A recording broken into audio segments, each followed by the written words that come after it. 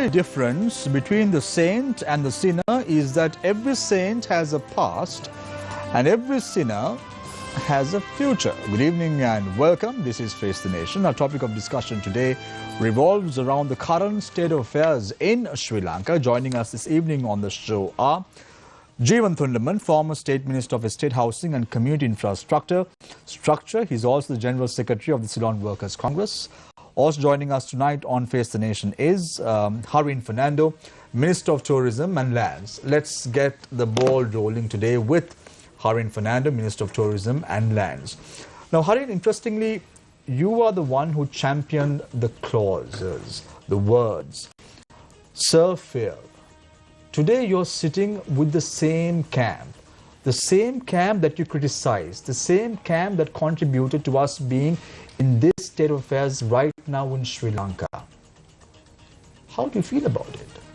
Well, to be honest, thank you for having me, first of all. And I wonder whether I'm the saint or the sinner, but I would say that I should be the sinner who would have a future. So I would say why I did that. If you ask me how is it to sit in it, it's not easy. It's some people that I really criticize, and I still have the same feeling. I have not changed a bit from my position. But there are two things I say in Sinhalese always. You can either give the sahayogya or you can take the vagkima. That's you can either support or you can take responsibility. Well, we failed, sir, within 2.5 years. We made sure that we told him what he was doing wrong, and the people embraced it. People started to come onto the streets. On the 15th of March, we went out and saying, Gota, go home. Firstly, near his presidential secretariat office. That's where the Kaputu Kaka, everything came out. However, there was a young group who took this over by April, and we were actually saying so many things why this government was failing, their delays, their family bandism and all of this. But unfortunately, the youngsters took it over, and then it took a different turn.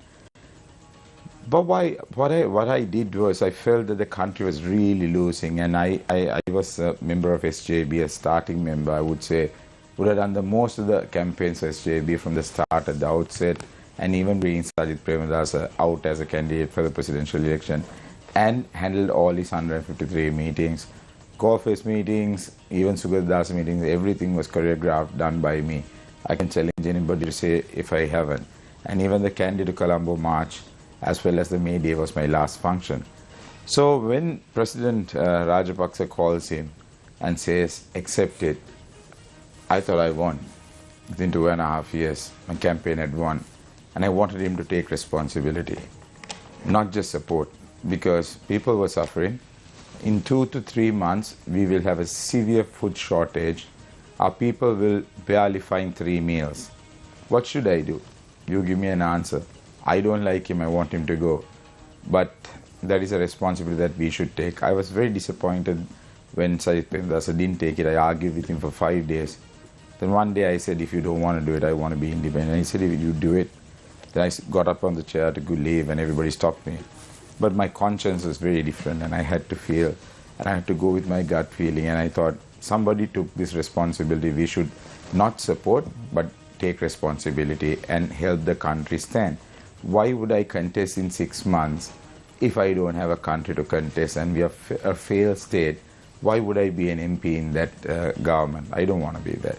I'd rather retire. I'd rather try my best, sitting with the enemy, trying to sort this out. Everybody may not like me right now, but I'm hopeful that I'm doing the right thing. So Harin, you say something very interesting. You say that you all were the first group that visited Golface. You all protested against the president and so on and so forth. Do you think with the decision that you took recently to join the Ranil Wickremesinghe Gotabaya Rajapaksa government, do you think you as an individual can go to Golface now and protest alongside the protesters who are staging the protest to asking the president to go home? See, even before that I couldn't have gone. It doesn't have to be now. They just don't want any of the 225. And if they know it's one of the 225, they would not like it, because the perception of a politician in Sri Lanka has deteriorated seriously. It's gone. It's no longer there. My kids don't like to tell their friends their father is a MP or a minister. They never say it. They will not get into a vehicle if I have a bodyguard in the vehicle. That's a younger generation. They don't like it.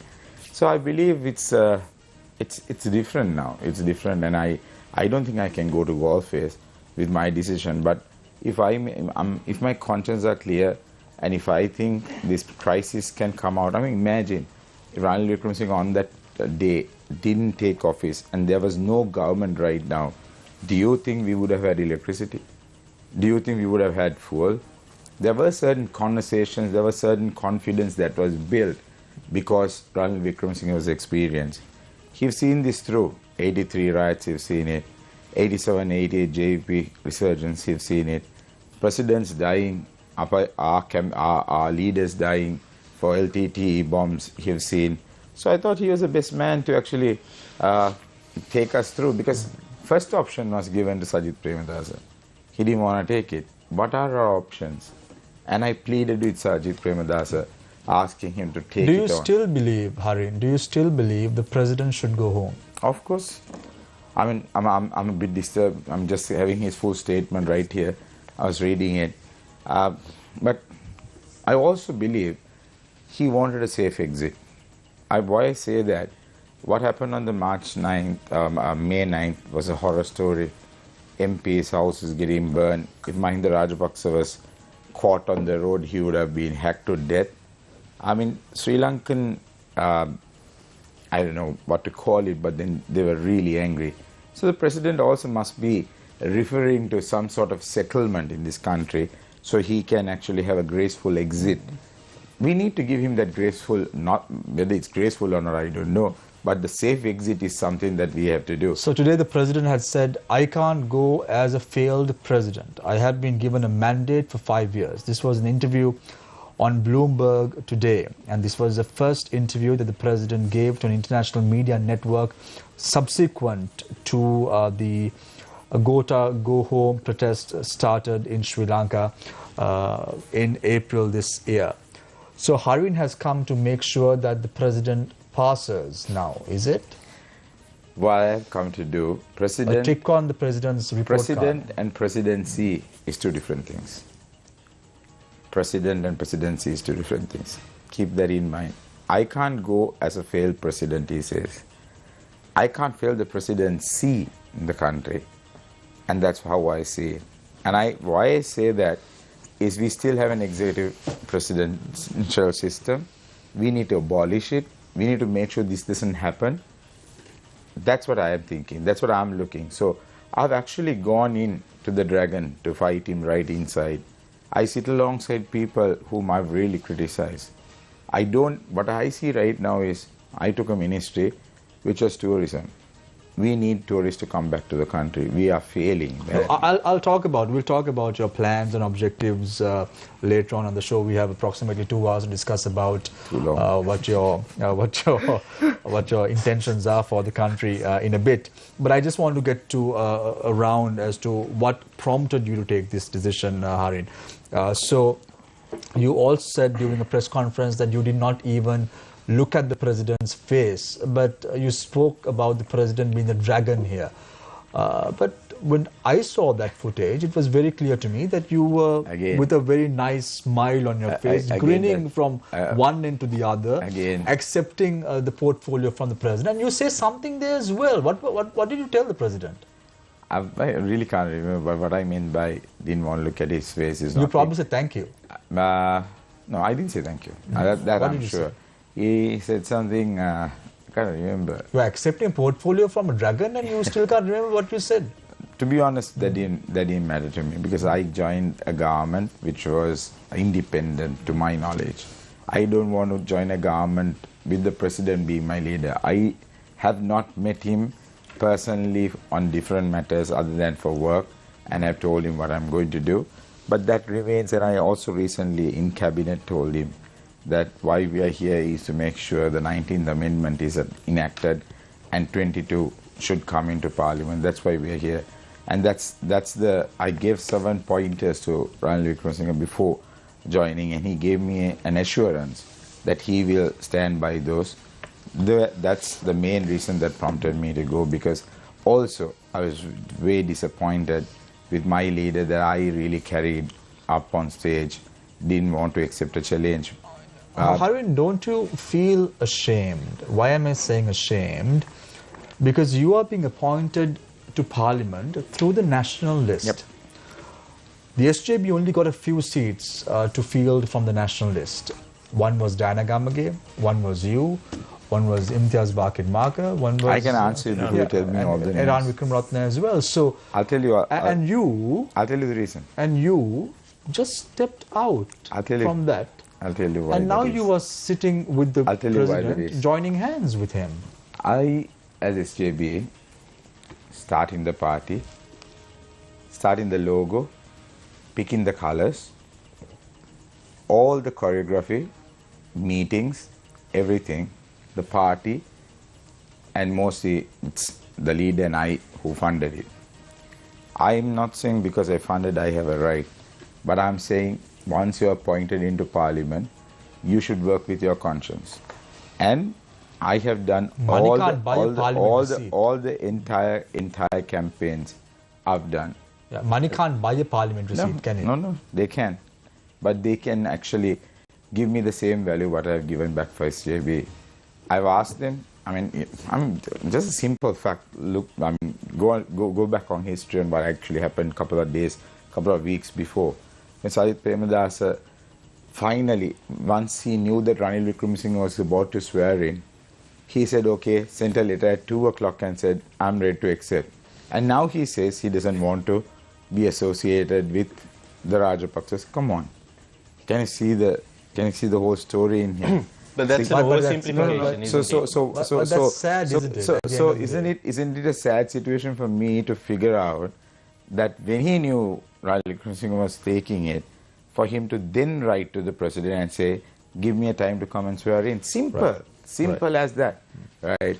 So my decision isn't wrong. And if I would have contested in Badullah, I will say I would have won hands down. I wanted to move to Gampha district. I did not want to contest and then move to Gampha. That was the decision that we took. So tensions between you and Sajith Premadasa began on the 1st of May rally, isn't it? Because we saw the manner in which when you were walking across the May 1st rally, Sarath Fonseca pulled you, spoke to you, and there was a tussle between the two of you. What really transpired? Because he tried to pull you from your sarong as well at one point. Probably maybe he wanted my sarong down, I don't know. But caught you red-handed with your pants down. Maybe that is a fantasy he would have had, but that's not mine. So I mean, I sympathize with him because he's a senior person. I respect him a lot. However, I've walked entire kilometers from Kandy to Colombo every single day. I started, I finished it. And I still came the same night and slept in Independence until all the stages were up on the road.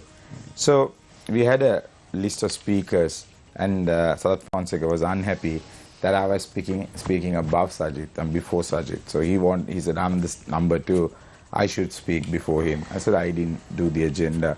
You can ask him. So he was a bit pissed off, and he told something to the leader at that point. And leader said, I'll handle it. And when I was going, he said something to me. So that's what actually happened. And I spoke before, and I gave him to speak before Sajith.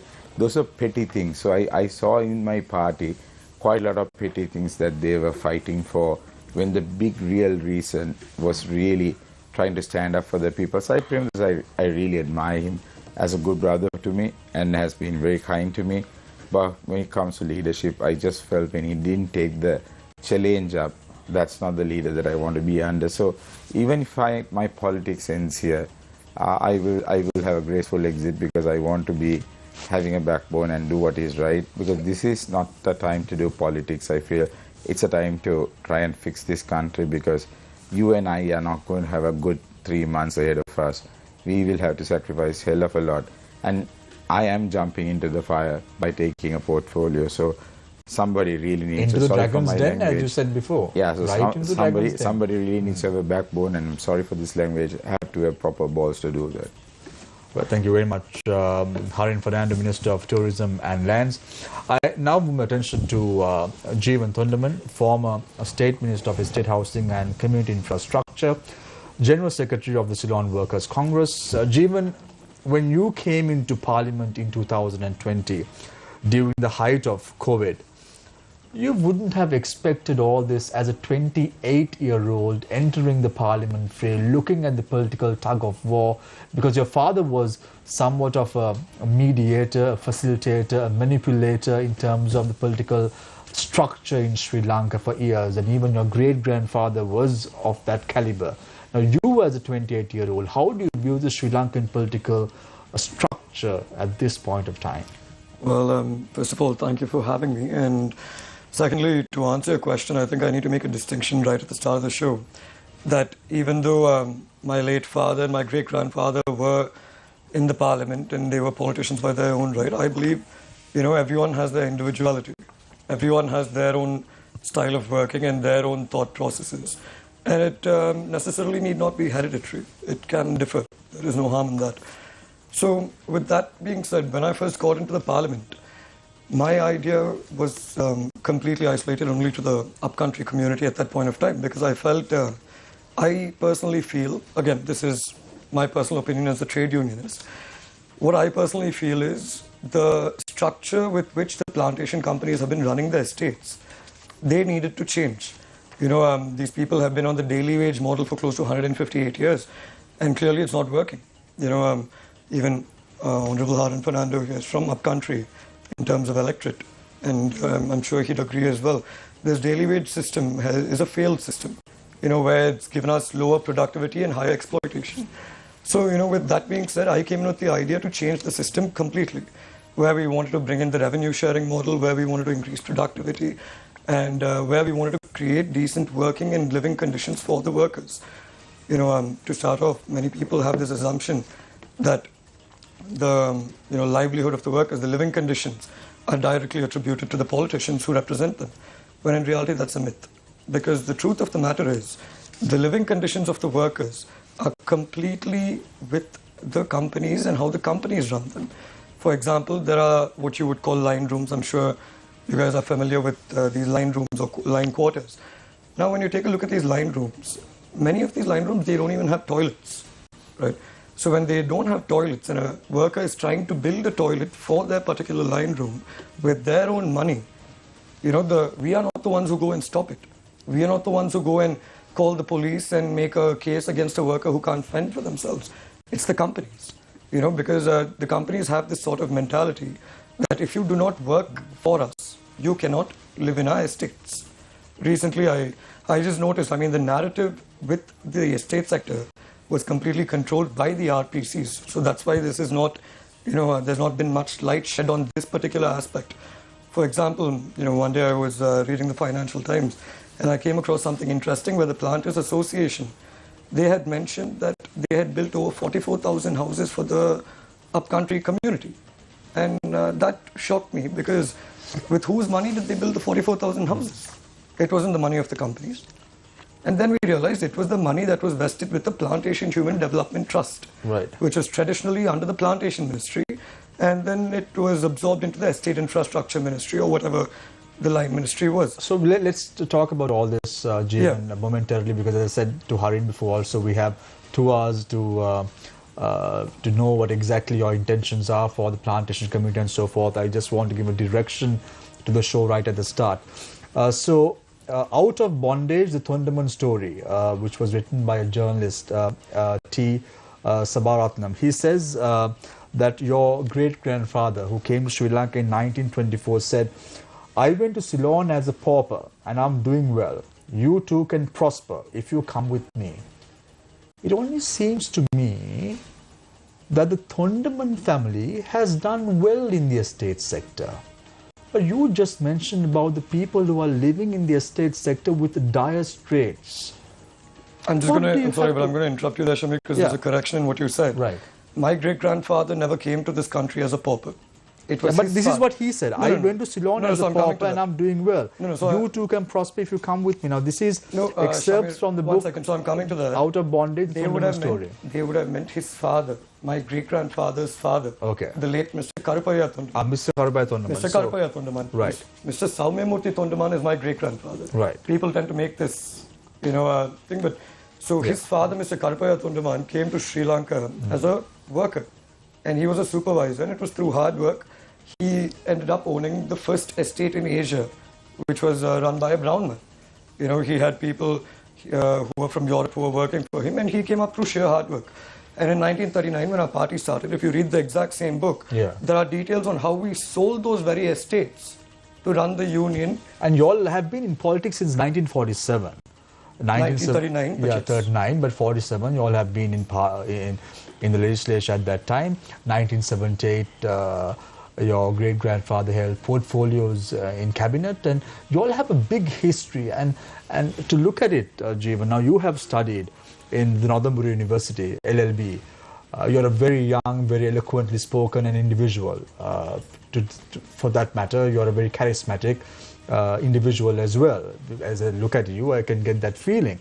But look at the people who are living in dire straits in the upcountry right now. Has their aspirations been met? Are they living in dire straits? Only in 1997, you all lost the elections at that time. And your great-grandfather said that people have voted us out. And he made a confession also that whatever happens, I have to accept defeat. So don't you think it's a little bit unfair from the side of the estate workers who have always voted you all in? Now, you came in through an election as well. Correct. Now, Shami, to answer that, I think first you need to take a look back at history. And this is something that I keep bringing up, especially amongst the English media, because this is something many Sri Lankans, they don't realize. In history, if you look at it, the Indian origin community, the upcountry community, we were disenfranchised, for close to 30 years. So while everyone was enjoying their rights and access to education, healthcare and whatnot, we were deprived of it. In fact, our idea of education for a period of 30 years was the same mentality that had been in the estates. For example, we used to learn in a place called the muster shed, where they used to weigh tea was where our school was. And we were taught by the supervisor. So there have been many instances like this.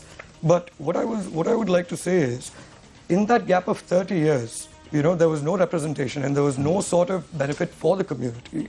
And as you rightly said, in 78, when we did take the portfolio, we started our race from there. From that is the point where we started. And from there, if you look at it... And 1970 to 2002, you all couldn't have done anything for the estate community? But see, again, that is your perspective, right? Because at the end of the day, one thing many people don't realize is there's 1.5 million people who belong to this upcountry population. Out of 1.5 million, 135,000 are working in the estates. And the only thing that comes to light in Sri Lanka, from what I've seen, are the people working in the estates. What happens to the remaining 1.4 million? Many of them are in high-paying jobs. Many of them are doing well. But I'm not trying to attribute their success and their hard work to my party. That is purely on them, on how they came up in life. What we can do is, as a trade union and being part of whichever government that came into the fray, is to take whatever we can and do what we can do to benefit the people. Now, in this 30-year war that ravaged the country, you should not forget the fact that people in upcountry are Tamils as well. Tamils are people who think with emotions. It wouldn't have taken them a second to get involved in the war. Who prevented that? People didn't out of nowhere, see, because we were the largest union at that point of time. And as you rightly said in the starting, there was a time when my late father, Honorable Armugam Thondaman, had even played mediator between the LTT and the government. And at that point of time, we were considered a neutral party. And because we also did not want to do anything to harm the economy of the country, we wanted to protect the economy, and we made sure that people were not sucked into a war which they could not win. Right. It's as simple as that. And apart from that, I am more than happy because I've noticed many people. I'll give you one example, actually. A few months ago, when I was down south, I was in this particular restaurant. I was having a meal, and there was this person who had come across, and they were talking to me. And the first question was, "Why hasn't Prime Minister Modi done anything for your people?" I said, "What do you mean?" And she said, "Well, all of you are Indians, right?" Many people don't understand the fact that we are Sri Lankans. And what many people don't get is that we have been deprived of our rights as Sri Lankans simply because of the fact that we've been neglected. Yeah, but in 1988, all that was arrested, you all were given... No, 2003. Yeah. No. It was in 2003, like he rightly said, where we attained completely. But there's also one more thing. In 83, 89, 88, 89, whatever the year was, till 2009, till the time the war ended, the upcountry community was the first community to be subjected to any sort of state-sponsored violence. One final question, Jeevan, before I open the floor for questions from our journalists. Political dynasties. Right now, the Rajapaksa dynasty seems to be on the exit. But if you look at political dynasties in countries like Philippines, we see the new president in the Philippines being one of the most corrupt president's sons who have now reigned supreme at the elections there as well. And now we're talking about the situation in Sri Lanka as well, that political dynasties are on an exit. Do you think that this is the end of an era of political dynasties in Sri Lanka? See, this term political dynasty, we have to understand that we live in a culture. In Asia itself, if you look at it, political dynasties are not something that is new to politics. It's always been there. For example, we are talking about political dynasties in Sri Lanka which are probably 20 years old, 30 years old. I can give you an example. In India, there is a particular minister, Jyotiraditya Scindia. His family has been in politics from the 1720s. And, there are many cases like this. What I would like to say in terms of political dynasties is whether it comes to an end or not, that is not a matter of concern for anyone. What matters is that individual you voted for, if they are working true to their conscience, and if they are able to show results, then that's all there is to it. If I work right now and if I show results, if I'm able to show a change in the lives of the upcountry community and Sri Lanka as a whole, then people will vote me in again. Don't you want to give up the position of the political dynasty within the CWC and give it to the young blood? I know you're very young. Am I not young? Sure. I know you're very young. There's no question about that. But don't you think that the helm of the political party, at least the hierarchy, needs to be given out to the estate community in Sri Lanka as well, who have been electing you all day in and day out, year in, year out, to these positions in question? Shamil, I think the way it's been portrayed, it sounds as though, we have restricted anybody from an estate background to come up in the party, which is false. If you look at the CWC political history with the list of, candidates who contested or any political positions, everybody has been from the estate community. Even now, I will just tell you how progressive we are on that front. We have bought the first woman Pradesh Sabha chairman, who is from an estate background.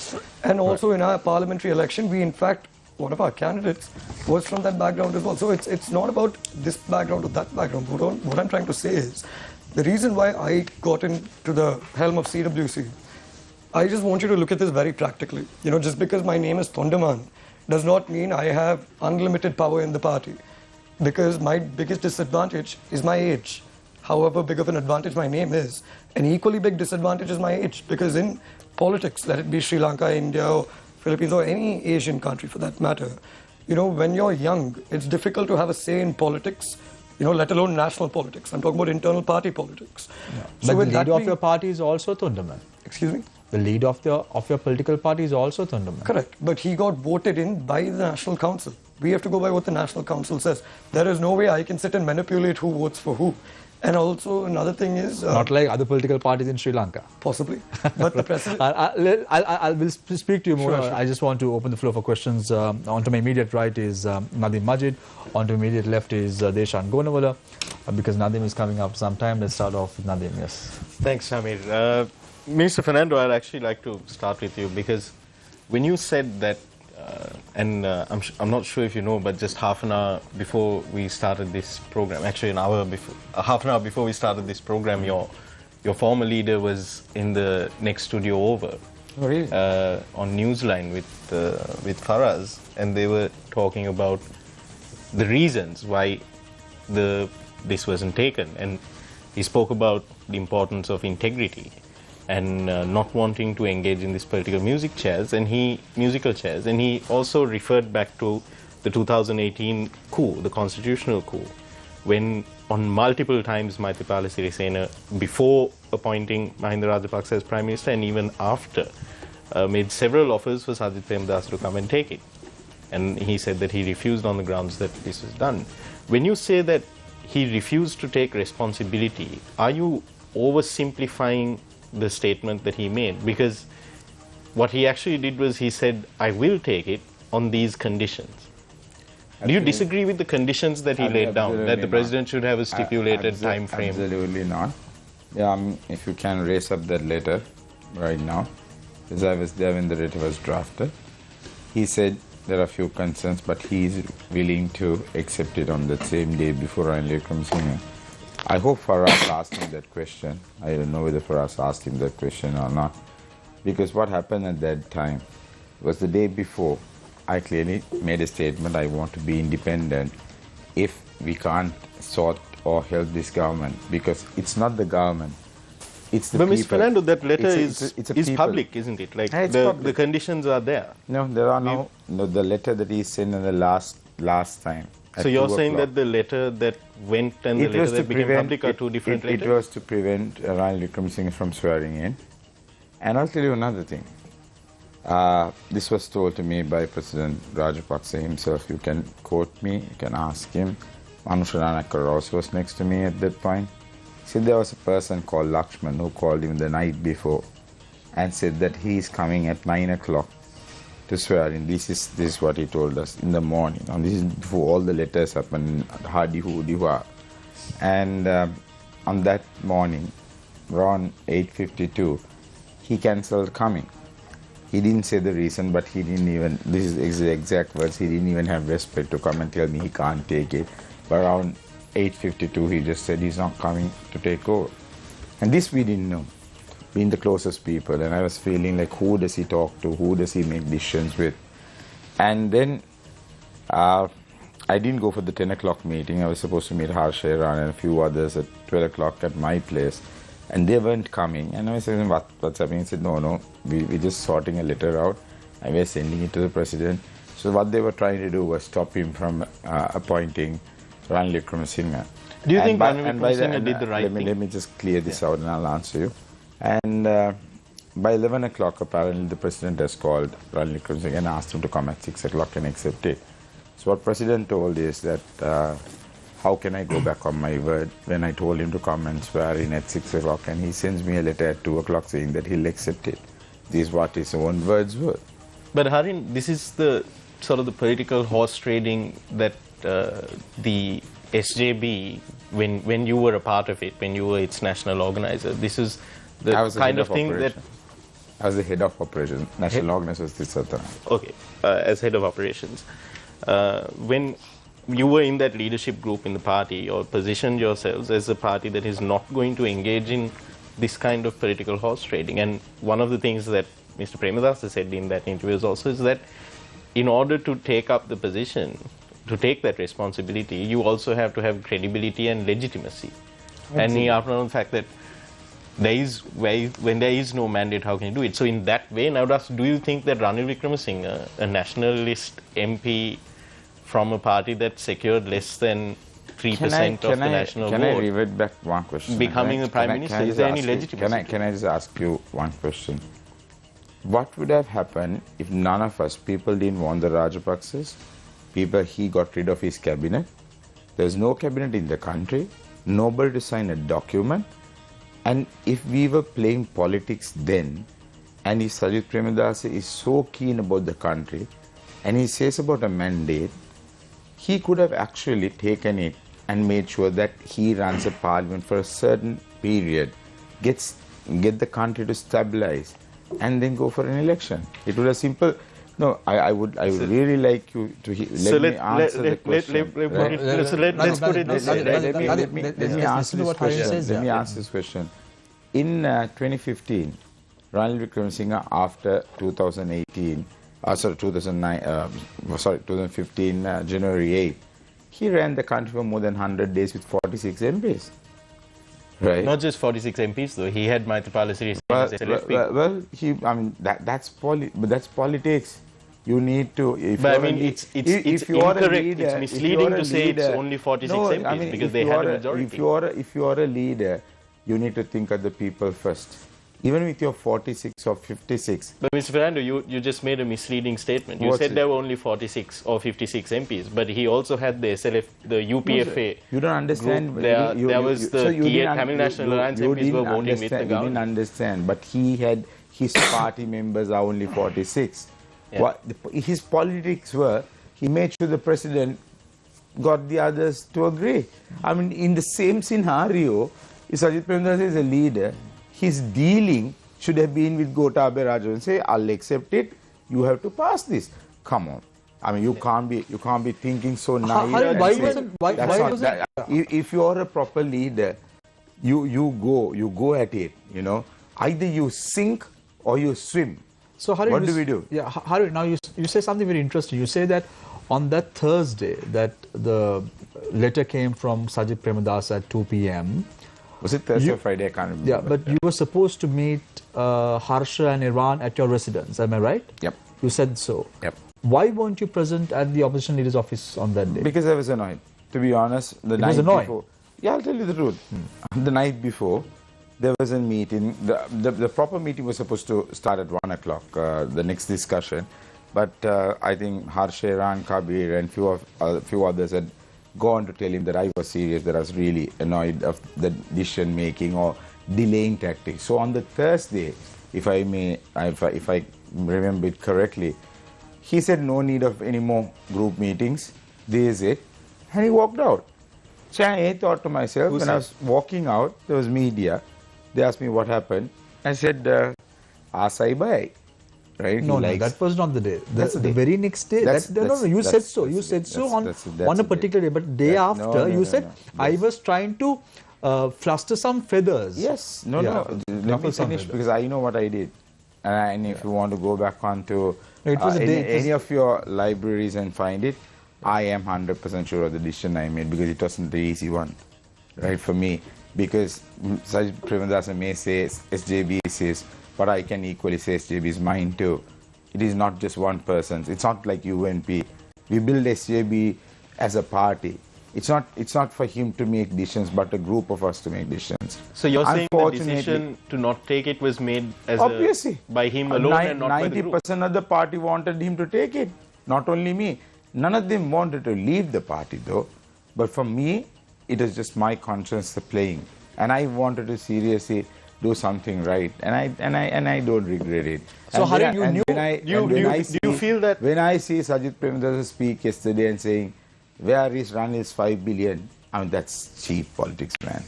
I mean, if I was under the leadership of that, I'm very sad to have been there because, I mean, he comes to parliament and he says he can get fuel from 3 countries, but he's not helping. I mean, why does people have to be on queues if he has so much of a contract to bring fuel? I mean, does he want a mandate to be the president to help the country right now? Do I want to be with a leader like that? I'm sorry, no. But Harin, this was stated on the May 1st, in April, when Sajid Premadasa went to Golface, which you said... What do you mean, May 1st, April? No. So, in April, you all went to Golface. You all were the first people to go to Golface. In March. And when that happened, Sajid Premadasa said about getting fuel from 3 countries as well. Yep. You are well aware because you were there at that protest march as well. Yep.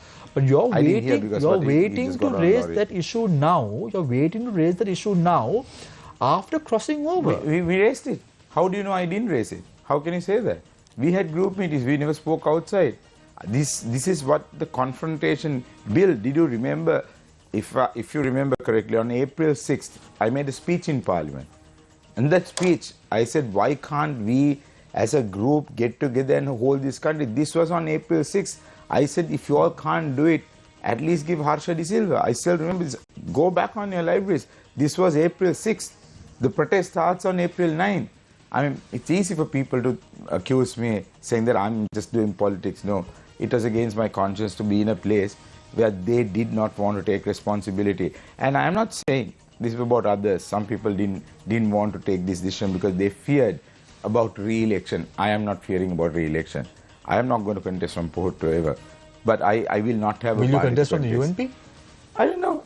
I don't know that right now, but UMP has to change. Because the president has very categorically said that he will be contesting again. There were plenty of reasons why we left UMP, and unless those change, I don't think I can contest from UMP. So you all forwarded who knows, I might consider contesting from CWC in Badulla. Who knows? Right. We'll ask Jeevan whether he'll be interested to take you in. This might be a real good meeting for us. Right. Anyway, Harin, so you wrote a letter to Prime Minister Ranil Wickremesinghe before moving out of the SJB, you and Manusha. You all spoke about the 21st Amendment to the Constitution, yes. the 90th Amendment to the Constitution being repealed, and then you spoke about Ranjan Ramanayaka as well. Tell me the progress that you all have made with regard to the pointers that Ranjan? No, with regard to all the pointers. 21st Ranjan. Let's start from. I mean, if you can remind me all the 7, then I'll go one by one. Yeah. But the first 3 that you asked about the 21st, going back to the 19th, they made the initiative. Today it was presented back to cabinet after giving it to party leaders and taking their suggestions. It was a long paper. I forgot to bring it today, so we couldn't read it today itself. But it was presented to the cabinet with all the recommendations from the other parties on this, and then for us to accept, for us to take or agree on it on next Monday. So I think that is a good progress. They spoke to the other parties, they asked for their recommendations, and it was presented back to cabinet. So number 1 was done. What Sajith Premadasa didn't agree and said and criticized about this was that the abolishment of executive presidency is not in it. Come on, man. You need to go one by one. At least you go back to the 19th first. You get all these independent commissions. You can't abolish executive presidency also right at this moment because you need the 2/3, that's okay, but you need a referendum as well. So Basil Rajapaksa is playing his cards very well. Guys, you need to let me answer. No point. The thing is, Harin, it's very clear that a lot of people are saying in Parliament and outside that Basil Rajapaksa is trying to manipulate politics. Guys, you didn't let me answer my question, but you brought up Basil. I'll answer about Basil later. Yeah. But what I was trying to say is, this was brought into part. I mean, how can you have a referendum? It was a delay tactic of Sajith Premadasa. He did keep on delaying. Come on, when we knew the country was falling in April, we had almost 6 months, and all what we did was do a walk. And I said, let's not do that. We had to be in Colombo, figure out what are we going to do next. He wanted elections. You know what he told me? I want to do same thing in every district. I said, are you serious? I said, we wouldn't have a country by then. So we had this argument. It didn't just pop up out of the blues or somebody deposited money to my account. So anybody can check with anything. I'm quite open, and I will say this. Basil Rajapaksa will play his games. Basil Rajapaksa still has a team. What are we to do? We will fight. The Aragali is still outside. The protest is at Golfest. It's remaining. But what we need to do is also have a political solution to this. First, get the economy straight also. People will, they will, when they are hungry, when they can't find 3 meals, already there are a few incidents near supermarkets. Have you heard? I'm sure a news line would have heard about this. People will lose control. I agree with people, they should hate all the 225 because we can't come together even at a time of crisis where we don't have even $500 million in our account, and we can't purchase the foods. Mr. Fernando, let me put you this question because you're talking about the food crisis, right? Now, in the past you've made, I don't want to say allegations per se, but you've highlighted the Parliamentary Select Committee report with regard to the Easter tax, and you've drawn linkages, let's say, between the current president and the Easter tax. Now, I don't want to go into all of that. No, please but there is a direct linkage to the oncoming food crisis and President Gotabaya Rajapaksa. This crisis is a crisis of his making. He is single-handedly responsible for that with his policy. Right.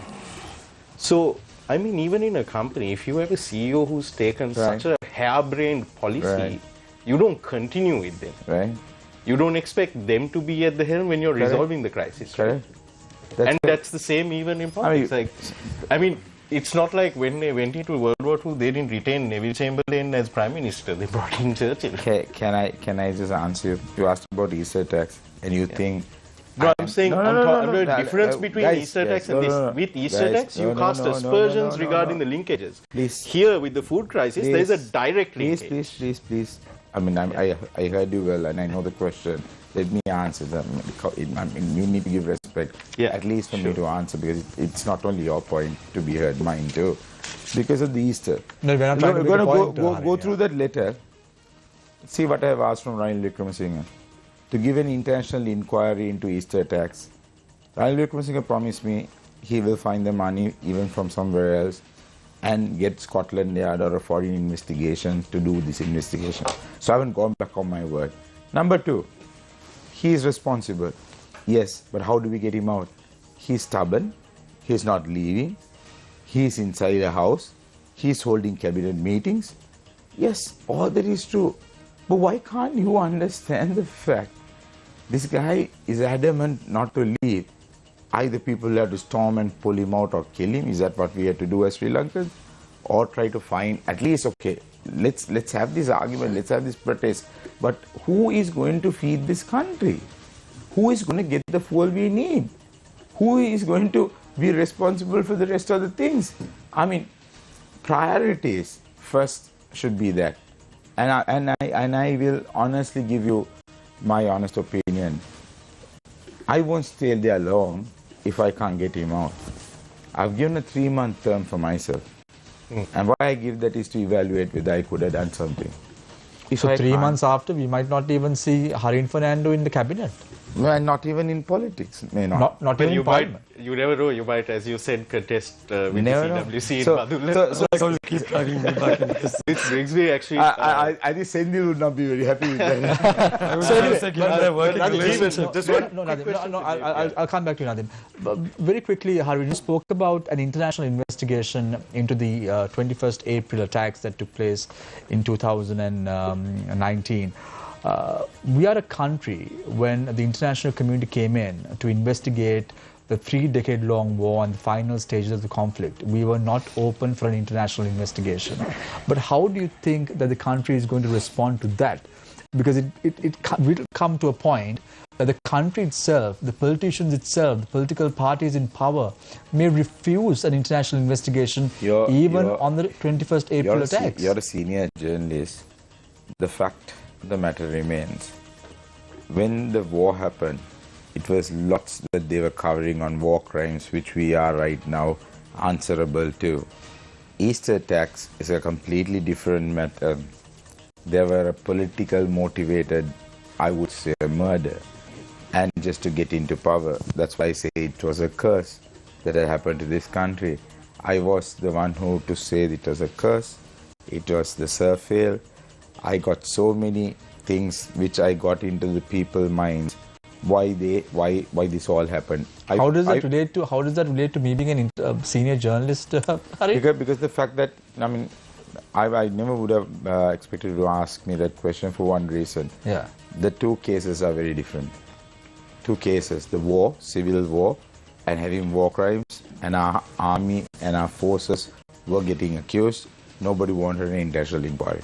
When it comes to the Easter, it wasn't. So for your seniority, I thought you would not ask it. No, I have to ask you that question because we are a country that has been affected by the war.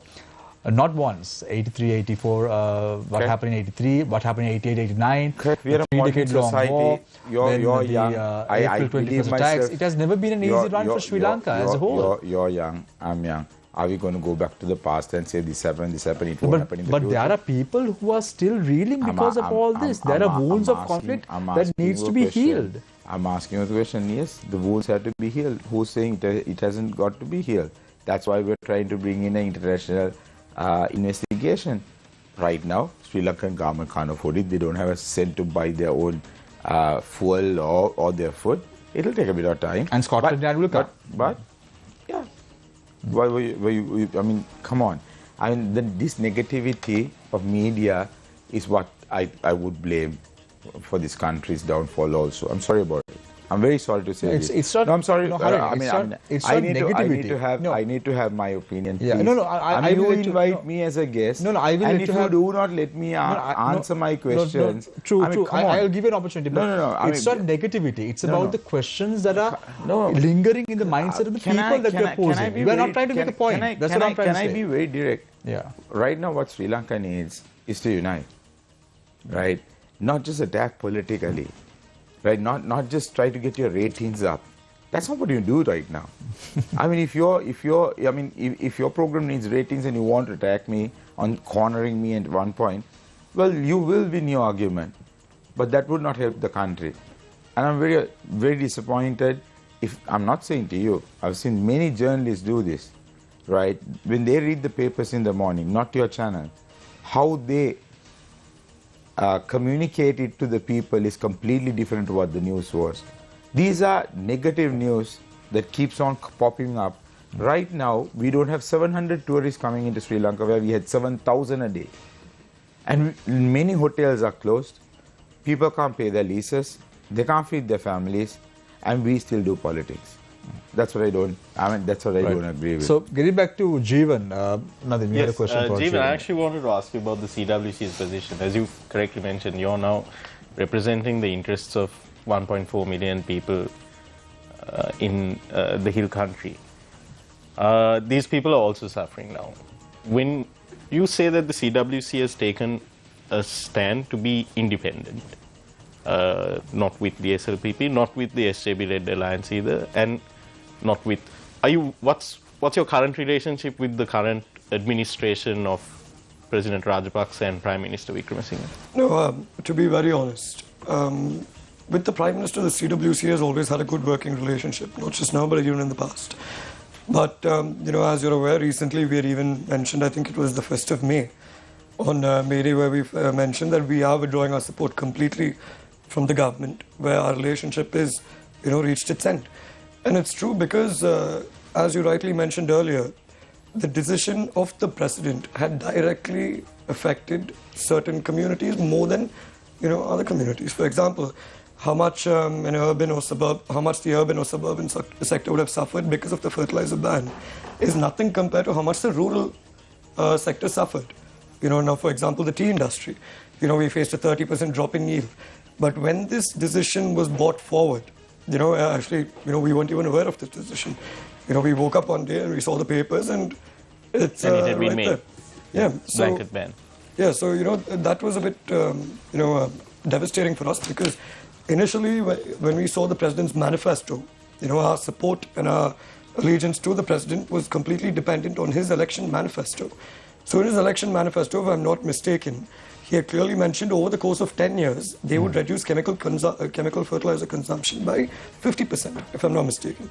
So that's at the rate of 5% per year, which, even though it is difficult, it's still doable, But you can't wake up one day and overnight decide we are going to ban chemical fertilizer throughout, because that's not how agriculture works. There is science, there is logic involved. And when we brought this issue up with the Prime Minister, with the then Prime Minister, Honorable Mahinda Rajapaksa, we felt that he should have intervened and he could have intervened because, more than anybody in the system there, he was somebody who understood the mentality of the rural community, especially the farmers. Yeah. But when we... So, Jeevan, even on the campaign trail leading up to the general election of the presidential election and then the delayed general election, you had the president talking about with his sort of his camp of technocrats that he was bringing in, talking about going totally organic. And then on the other hand, you had to-be Prime Minister Mahinda Rajapaksa going on campaign rallies and saying, we're going to make sure that everyone gets free fertilizer. So there were two diametrically opposing messages coming from the to-be president and to-be Prime Minister, even on the campaign trail itself. Why did you expect given the history and lack of consistency in decision making, was it fair to have an expectation that they would? No, because I always believe you should always have a long-term plan and a short-term plan. See, right now the world is moving towards, more organic methods of cultivation and more, ethical means of cultivation, as you would call it. But how much it has materialized is questionable. Now, for example, if you look at the Asia sector, if I'm not mistaken, Sikkim is one of the only regions, Sikkim in India, is one of the only regions where there's complete organic cultivation. Okay? They have an organic cultivation board and that's managed completely. So, that was cited as an example when we brought up this argument. Sikkim imports food from other regions. So here's the thing, there's two That's hours what I'm saying, the left, yield. so you can ask me questions in between, but let me come, I'm coming to that. So the thing is, but when I had spoken to certain people in Sikkim as well, they had mentioned that Sikkim gives out one of the lowest productivities in India. Yeah. It's more of a tourism state, right? So when it's more of a tourism state, you have the result there. And another example would be Bhutan. Bhutan is another perfect example. Bhutan, for 15 years, every 5 years they keep giving out a statement that we are going to become completely organic. But every 5 years it's met with the same disappointment and they're back to square one. So this has been like 15 years they've been saying they're going organic, but they haven't, because it's not possible to materialize. It's not possible to see it happen. So, even though the president was discussing with the so-called technocrats regarding, how we can go on a completely green method, we, genuinely felt the practicality in going through with this was minimal. Because no one would expect the president to say ban chemical fertilizer overnight. That was a bit too radical. Yeah, Jeevan, that brings me to now the role of Parliament as well, right, in defending. Now, we had, at the time, there were, as you said, so-called technocrats. So I think there were actual experts, agronomists from the University of Peradeniya's agriculture faculty who were saying this is going to be catastrophic, that it will have and they're being, in another 2 months, they'll be proven right. It will have a catastrophic impact. Who were raising this with the Department of Agriculture, and then they were forced to leave their positions. Don't you think at that time, at least, the rational thinking members in Parliament, government or opposition, should have taken a stand against... Just to let you know, with experts, technocrats, with all due respect to them, every time a technocrat or an expert has an opinion, there's always a counter opinion by an equally relevant technocrat and expert. That is how it is. But it did not take an expert or a technocrat to know that banning chemical fertilizer will lead to this sort of, a crisis. As you said, we'll know in 2-3 months. But I think when you say experts and technocrats, they're different fields. I think correct, the important thing to consider is that this person was an actual agronomist, whereas the others were two but if you look at where the decision monk. came from, if you look at where the decision stemmed from, if I'm not mistaken, again, these are just rumors, but where the decision stemmed from was, I think, the health ministry DG, where certain people around the health sector also said, this chemical fertilizer is causing 30,000 cases of CKD and, you need to stop it to protect our future generation, which it didn't make sense to us, and we did our job as parliamentarians. See, unfortunately, I don't have 20 parliamentarians under my sleeve. I have only 2, including myself. And we brought it up in Parliament and we raised it to the media. With one man, Ranil Wickremesinghe became the Prime Minister of the country. But unfortunately, I'm not Ranil Wickremesinghe. I'm Jeevan Pondiman. So you said something very interesting on your May 1st, 2022 rally, Jeevan. You say, when any government comes to power, we are always given the Ministry of Estate Infrastructure or the Ministry of Livestock. Can't we be the Ministry of Education? Is the Ministry of Defence not suitable for us? Why can't we be the Prime Minister of the country? Now you say, when I spoke about Ranil Wickremesinghe, you say I am not Ranil Wickremesinghe, but you all also have ambitions, right? Is it wrong to have ambitions? No, you have to have ambition. I think for about 157 years, people told us what to wear, what to do, had chains on our hands, chains on our feet. And I think, we had slowly come up, even in government service.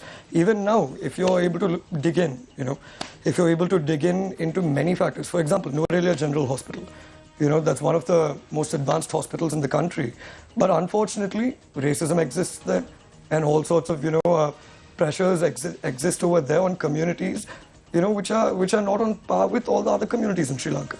See, we understand that's reality, that's the real world. If somebody is weaker than you, your first thought is to stomp on them. That is how the real world works. But to say, why can't we be the Prime Minister of this country? I am a Sri Lankan as much as you are. Of course, you should have. Don't you want to become the Prime Minister of the country? Just as much as I'm reigning from a minority community, I should also have that responsibility of becoming the Prime Minister of the country. And also one more thing, you should go back to what I said in the starting of this show, right? What I said in the starting was, there's always been this Sinhala and northeastern Tamil divide. There's always been this issue because of the war. It did leave a bad mark, and it's going to take some time to get over it.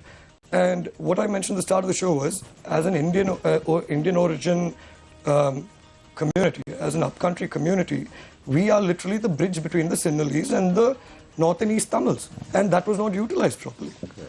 Now, my late father, before he passed away, he was the Minister for Resettlement. And if you look at it, I can give you a stat which you can verify. In places like Vavuniya, in places like in the north, places like Parandan and all that, the upcountry community population is close to about 200,000 there. They are second generation, third generation upcountry community who have been living there, right? But they have been completely neglected. Why? Because there's a caste issue going on. Because, Another question that tends to come up is you've of course served as a state minister during the course of this parliament. Before that, your father served as a cabinet minister, but throughout we've seen that the CWC has been a very important part of cabinets that have been established. We are talking about bad policy, particularly with regard to the agriculture system and the fertilizer. Another common consensus in society today, both among the people and also among academics and professionals, is that the tax cuts in 2019 were also a bad policy. Your father, who was the representative of the CWC, sat in that cabinet. And the CWC have also sat in successive cabinets before that. What is the role of the Workers' Congress in terms of being silent? Were they complicit, you reckon, in the past, or do you think their voice just wasn't heard? No. Now, this is, there's something that needs to be spoken about openly and addressed as well. See, when it comes to politics with the upcountry community especially, it's always been based on subsidy politics or whatever we can get out of, the government, whichever is in place. So when the 3-decade war was going on, that was the mentality, and then that was the correct mentality. Because to maintain that neutrality and still protect the people and safeguard them, we needed to be with whichever government that came and take whatever we could. But there has been an issue where post-war, we should not have, held on to the same principles. Maybe we needed a policy shift, maybe we needed some younger thinking, maybe we needed a better team around us. But, look, failure is not an issue. Right? Yeah. But the problem is, not addressing the failure again and again, that is an issue. So that's why, now we are getting involved in it. We have called out the president on 2 issues mainly. One is the tax cuts which were brought, because the logic behind bringing the tax cuts was to increase industrial expenditure, which clearly hasn't happened. But and at the time the party, you would go on record to say that the party was in support of the tax cuts at the time. No, I wouldn't know, because see, what happens in cabinet, there has never been, and that's Sri Lanka in general, there has never been that amount of, see, right now you have ministers like Kanchana Vijayasekara and even Honorable Harin Fernando who are communicating it to the public what happens in cabinet. Before, it was never like that, as far as I know at least. That level of transparency had not been there. Even when the decision had come from the cabinet, it had always been dubbed as a unanimous decision. We don't know who had voiced out their anger, who had voiced out their discomfort and whatever, right? There were times, Jeevan, that the president who sits in the cabinet meeting looks at what happened at the cabinet in the early morning papers the very next day. So there is no point of talking about all that. So getting back into Harin. Harin, interestingly, this Aeroloft incident that took place with the Russian Aeroflow with regard to the Russian Federation's strong protest. Do you think that Sri Lanka should have handled this situation better? Because you spoke about tourism arrivals. Now that is in your forte. But you've been a bit silent on this. No, not at all. I've go through my tweet. I tweeted. All are keyboard warriors, Harin. No. Everyone tweets. I see, come on, you all expect us to be the younger generation. Yeah. And when I say I tweeted, that's how you communicate. Right. It's not that I come into the media. I'm a strong believer that I hardly watch news. It's on my phone. I was the first digital. Do you know how many people have logged on to Twitter in Sri Lanka, Harin? I have 91,000 followers. Yeah. Right? So 91,000 against 22 million people in Sri Lanka. Wonderful so you can't young say all, generation So what's your point? Right, anyway, tell me, you are saying about Twitter being but Twitter is not the platform in Sri Lanka to communicate. Right, but I'm speaking, but anyway, I'm speaking to a larger audience. Yeah, okay. What would I do? I even made a statement. Sirasa didn't carry it. Yeah. All the other news carried it because probably the Sirasa mic wasn't there. The guy who came didn't have a Sirasa mic. When I met the Bollywood stars at the point at Taj Samudra, I made a clear message of what exactly could have this been handled better. To be honest, Aeroflot knew that they can't send leased aircrafts. And Sri Lankan government, before I came into power, or before I came into the ministry, had issued a letter that they would not arrest any Aeroflot aircrafts, which was a mistake what they did. So this was purely done by the Irish company who owned the aircraft. And they, when they knew that leased aircraft, there are over 70 to 80 aircrafts they have grounded like that, not just one or two. So Aeroflot had sent this aircraft, which was a leased one, and they went to commercial court with two lawyers, one representing Aeroflot and one representing the Irish company. Nothing to do with Sri Lanka. When they went into court and when that injunction was taken, that's when the Sri Lankan government got to know. There was a mistake. However, civil aviation, I believe, should have still gone ahead because the fiscal didn't come through. They could have allowed the aircraft to go. And the next day, so this happened on Thursday, next day on Friday, Nimasirpal de Silva said, we will allow you to go. That's fine. We will give you permission to leave.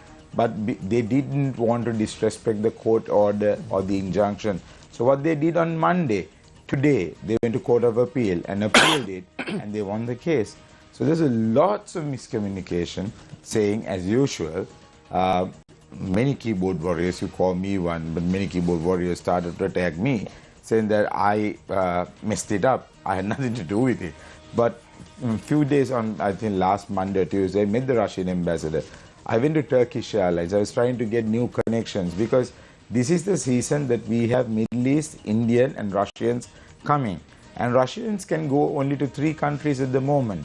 They are Turkey, India and Sri Lanka. So we should have seized the opportunity. Our Sri Lankan Airlines aircrafts can't go because all our 22 aircrafts also are leased. So we can't go to Moscow. So we have a serious problem. And also the Russians have a serious problem in coming to Sri Lanka. So that's what exactly So don't happened. you think that's going to tarnish now? There's going to be a problem. Well, we are expecting tourist arrivals to be... Can I read out the message, what they have said today, if you don't mind? No, the Foreign Ministry statement? Yeah, the statement what they just released out, the Russian media, which was a very good, very promising message. Very progressive. The Russian Foreign Ministry has published the following. June 6, the High Commission, the High Commercial Court of Colombo reversed its own decision of June 2nd of this year. On the detention of the Aeroflot flight at Bandaranaike International Airport, the Russian aircraft took off for Moscow. We are grateful to all the state authorities of Sri Lanka that took part in this prompt settlement of the situation. So I believe again how negatively we think. I mean, as a country, and then this was a problem, nothing to do with the government. But we were trying to show it was a government issue. But if we came together out in media and said, guys, you know what, that's not what happened. Let's come on, let's get the Russians to understand this. We didn't do it. We keep pointing fingers. This is one of the main reasons Sri Lanka is falling apart. No, you Harin, always accuse. You always give negative news. No, Harin, there is no question about negative news or whatever it is, but I'm just trying to with the Russian Federation. I'm not targeting you. With the Russian Federation, we've had problems before as well. This is not the first time. Yeah. I'll tell you a classic example: the tea industry. Yeah, we can't lose them. Yeah, they want to send asbestos. They want to send. I hope that is rectified. They want to send asbestos to Sri Lanka. Then President Maithripala Sirisena decided overnight that he wants to stop bringing down asbestos. Then they found out a insect in our teas in Russia. Yeah. And then what happens? The asbestos reversal was taken over. Again, a big U-turn from Maithripala Sirisena. And then what happened? Then again, we started exporting tea to the Russian Federation, which is a good thing, which is not bad. So it's not about negative news. Sometimes what is published across the political landscape or even the media, that's what is being captured. Don't you think so? Guys, I'm not blaming you. That's what. Yeah. I think the 2015 Yapala government purely lost because they had no communication. They did not know how to communicate well. We had that 1990 ambulance around the country inside estates. What a brilliant project it was.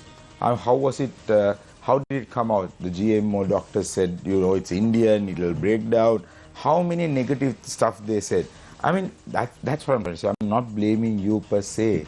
I'm saying Sri Lanka is just like when you are in government, you just only want to be negative about it. So there's a question from one of our viewers, Harin, for you.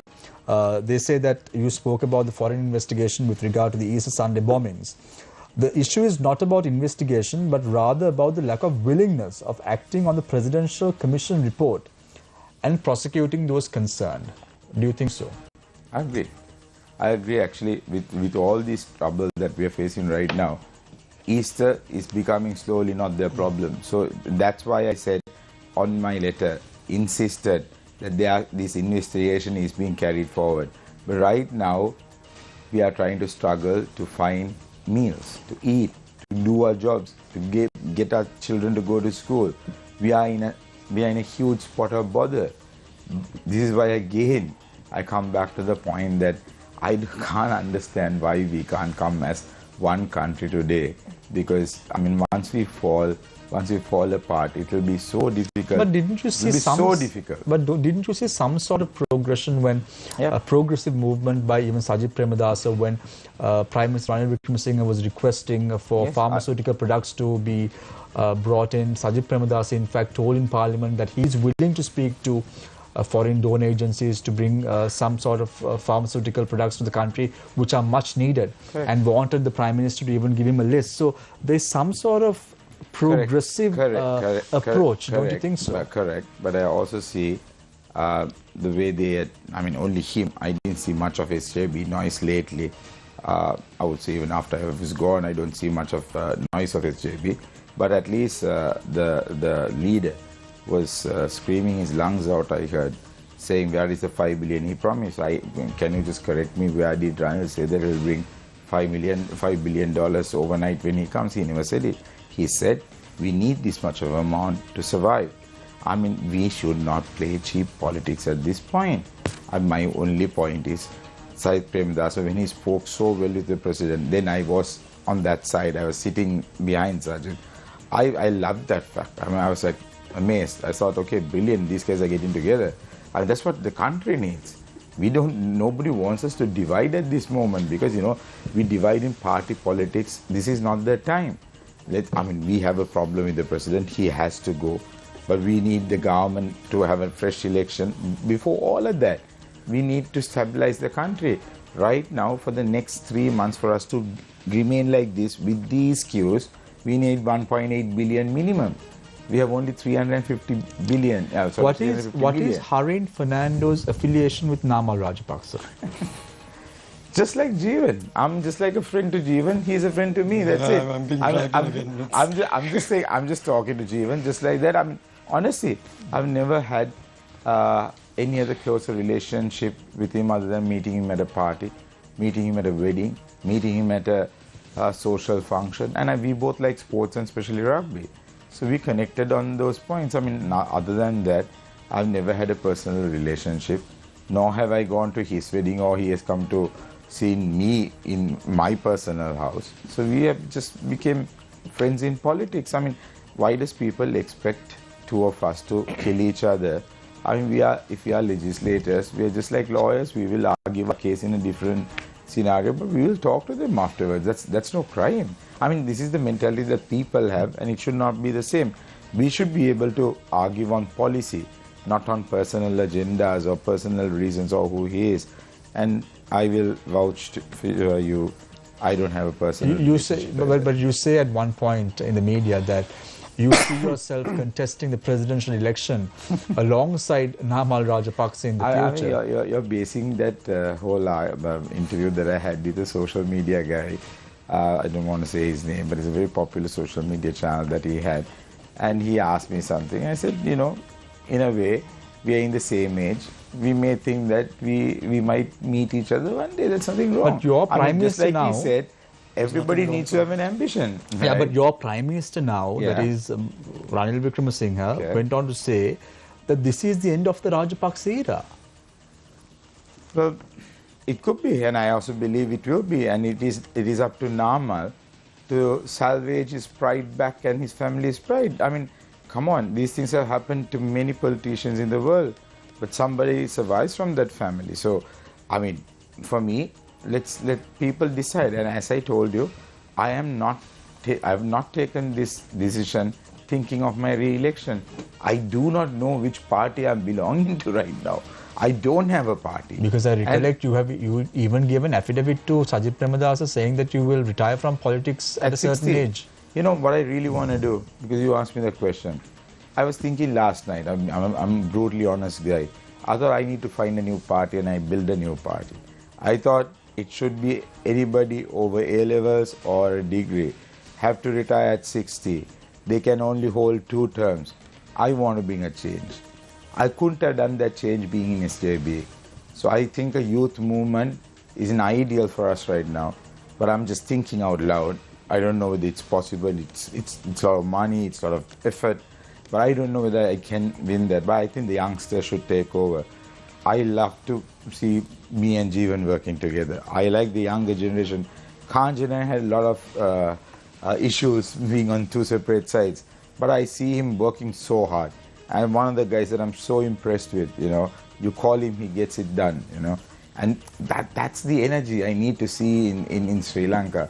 So, I mean, 10 years more for me, I will slowly start to slow down. So, Jeevan, Mr. Fernando, just before you go, because you were talking about the need for younger energy and all that, and a change in the culture as well. Today, the Colombo High Court issued a sentence on Cabinet Minister Prasanna Ranatunga, who formerly actually held your portfolio of tourism.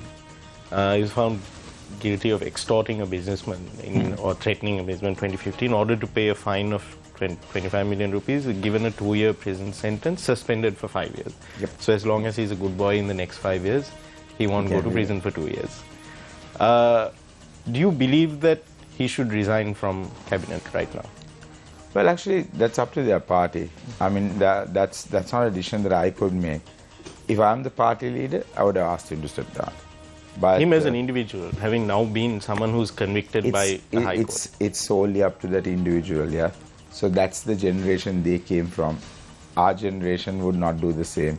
Our generation would say like, okay, you know what, time for me to go off. And that's the culture I think Sri Lanka politics need. I think that's what the protesters in the Aragali is talking about. But That's within cabinet now, you have to work with this person. You're okay to do that? Working as in what? So my job. You say cabinet has to work as a team. So right? no, there's collective responsibility. It's collective responsibility, correct? But I confine myself on this interim period. Again, the word interim period. I'm on an interim period, trying to fix tourism, get income. Why did Manusha get foreign employment? Because he needs to get the revenue into Sri Lanka. Exports, apparel exports is the third. You know, these 3 institutions or industries bring 60% of revenue to Sri Lanka. That's $13 billion. And that's now down to less than 2 to 3 billion. That's fair enough. So I'm trying to take a challenge. I always like to take a challenge in my life. So I'm trying to do my best utmost at this time to get Sri Lanka moving again in tourism industry. You know, lots of them can't pay their loans.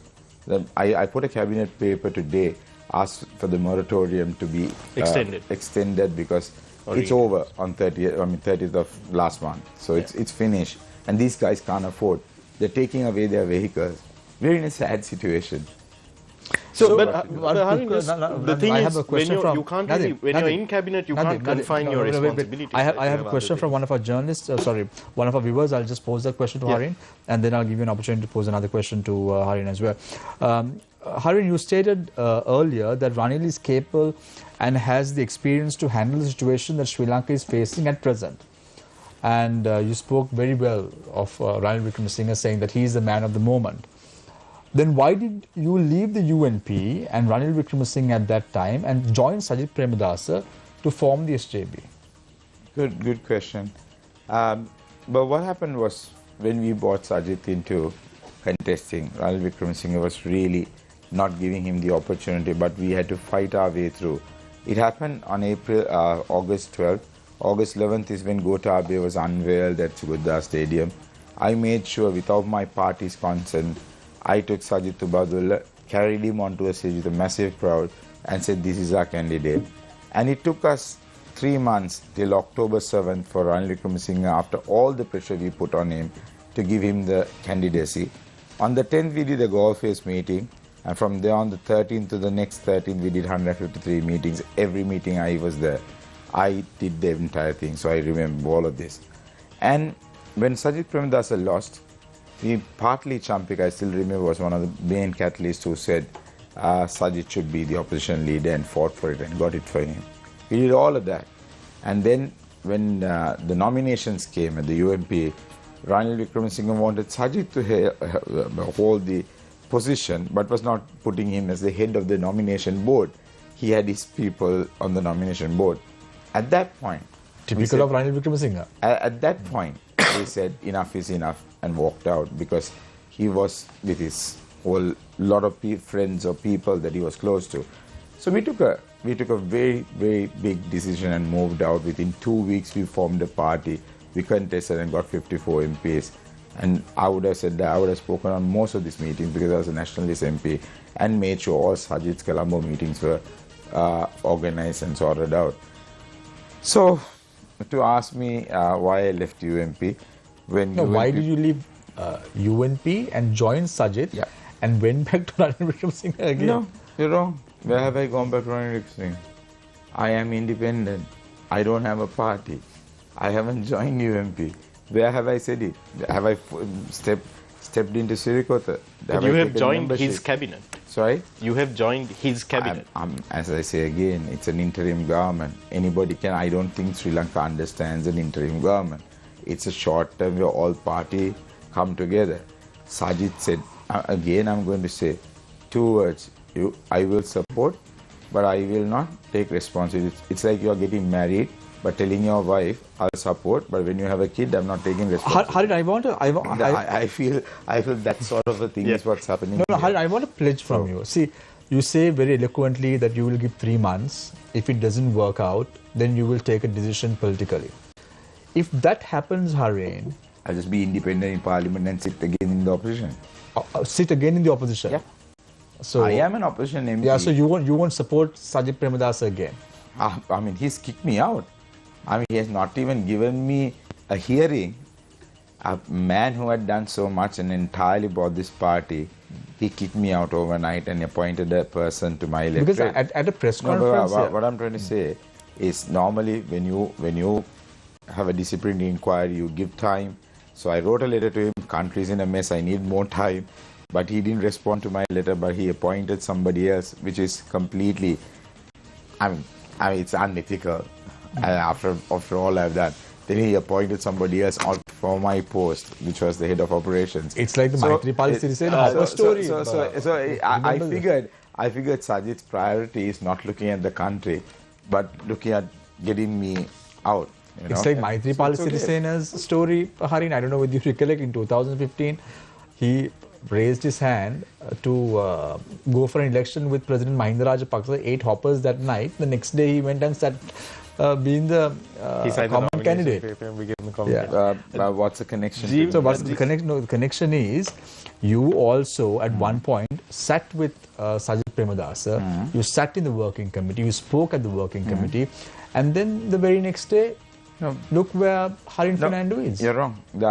What happened was, this incident happened on Friday.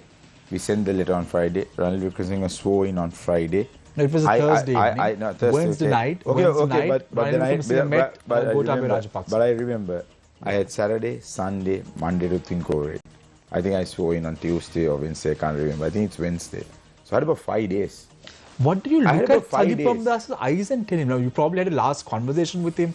Harin, I'm sure you had a conversation I'm sure with you him. know this story, that's why you're No, asking me. I want to know, what did you tell him?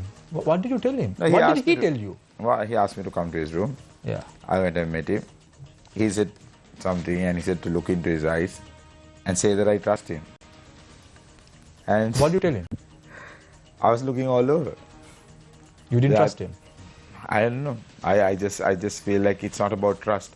It's nothing to do with trust. For me, I still believe Sajid is a leader for me. I think he'll be the next leader of this country. But what he did at that point didn't go down well with me. Right. So I want to drag my attention completely now to the future forward march of this country and what sort of decisions that young Jeevan Thunderman would take to steer the country in the right direction, and also Harin Fernando calls himself young as well. So I'm not calling that. I didn't. What plans you all have for the future? So I'll start off with Jeevan.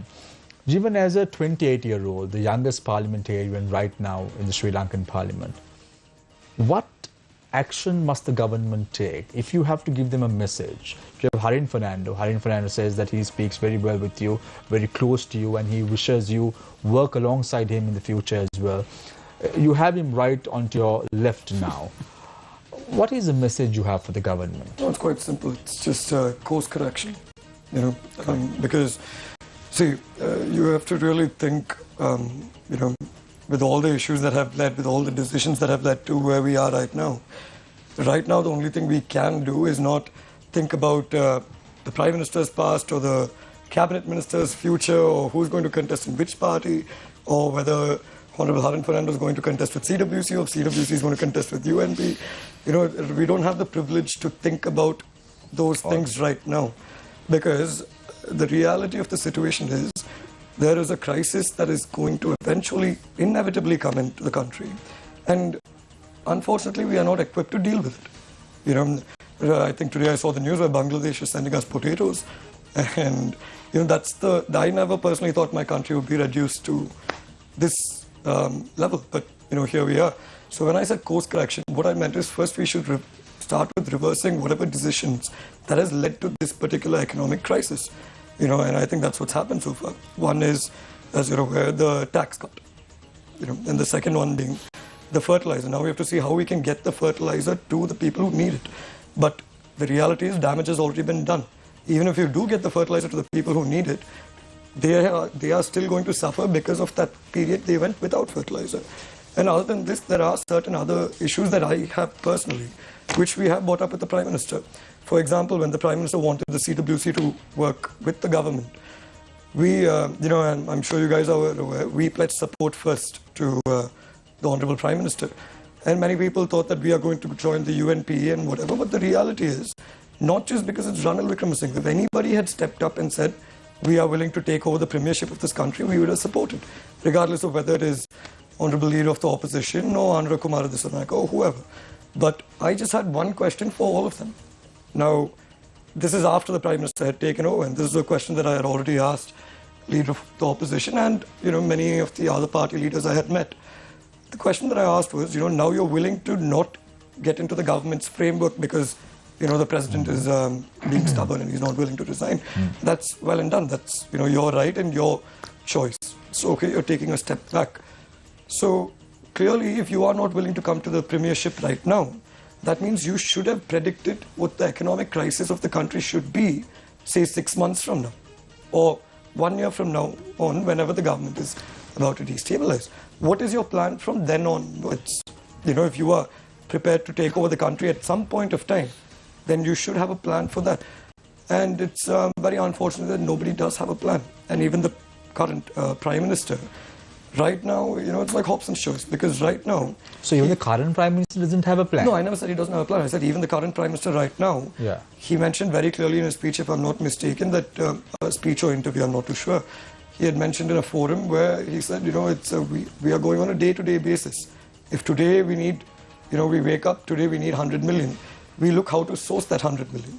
And tomorrow we need 200 million, we look how to source it. And, we do need to get everything back on track. Now, for example, the controversial East Container Terminal project.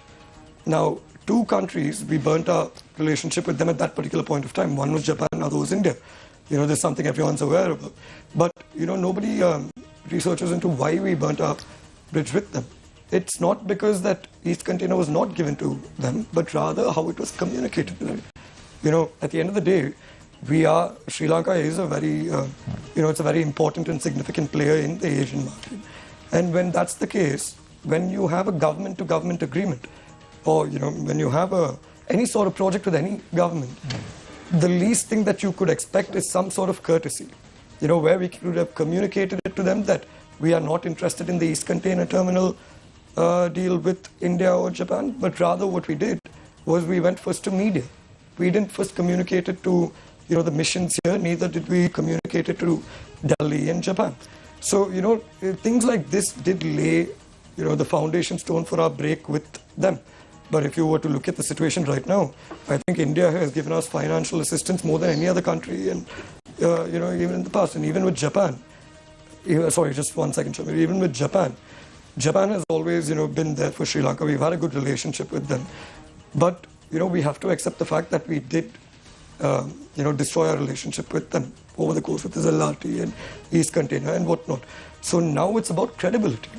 Once you build that credibility, then we can see how to go forward. Do you see that credibility coming from this current interim administration? Will the CWC also be taking up cabinet I personally see credibility coming from a prime minister as opposed to seeing credibility coming from only the president without a prime minister in cabinet. It's that simple, really. Because whether we like it or not, that short period when the country went without the prime minister and went without a cabinet, I'm sorry, but it reflects really bad on Sri Lanka as a country. We lose our voice with the international community. We lose any sort of credibility. And right, with Honorable Prime Minister Ranil Wickremesinghe being in politics for 50 odd years, for being in politics for 50 years, clearly he is going to have a stained history. I can't think of any politician who's been in politics for more than 10 years who has a clean sheet. Interestingly, your party has a lot of connections with India. Even at your May Day rally, we saw the manner in which a strongman of the BJP wing in Tamil Nadu arriving on your May Day rallies as well. And even with regard to the donation that was given amounting to 2 billion Sri Lankan rupees recently from India also came because of the intervention that was made by your party in question. For India, 650 billion of reserves they have at the moment, and a few $1 billion to give to Sri Lanka, maybe $1 or $2 billion right now, is a drop in the ocean. Does your political party lobby for this as well? No, why should we? Because let me just correct you on one particular fact that you mentioned. The $2 billion assistance that came from India was not made by CWC. It was made by all parties. Right. Everybody did request the Tamil Nadu government to help us when they voiced out... 2 billion rupees. 2 billion rupees. Well, 2 billion, sorry, my bad, 2 billion rupees. But, so CWC did not have the main say in that, even TNA and TPA, and there are various organizations that came forward, and this is not something we'd like to politicize or do politics on, so we're staying away from that. But to answer your question, Shamir, it's really simple. We are not in this mess because of a natural calamity or because of any issues that have cropped up out of the blue. We are in this not just because of this government, mind you, not just because of this government. We are in this because we have not created any revenue-generating projects, number one. Number two, we have never, had a permanent fiscal program, which could be beneficial for the country on a short-term and long-term basis.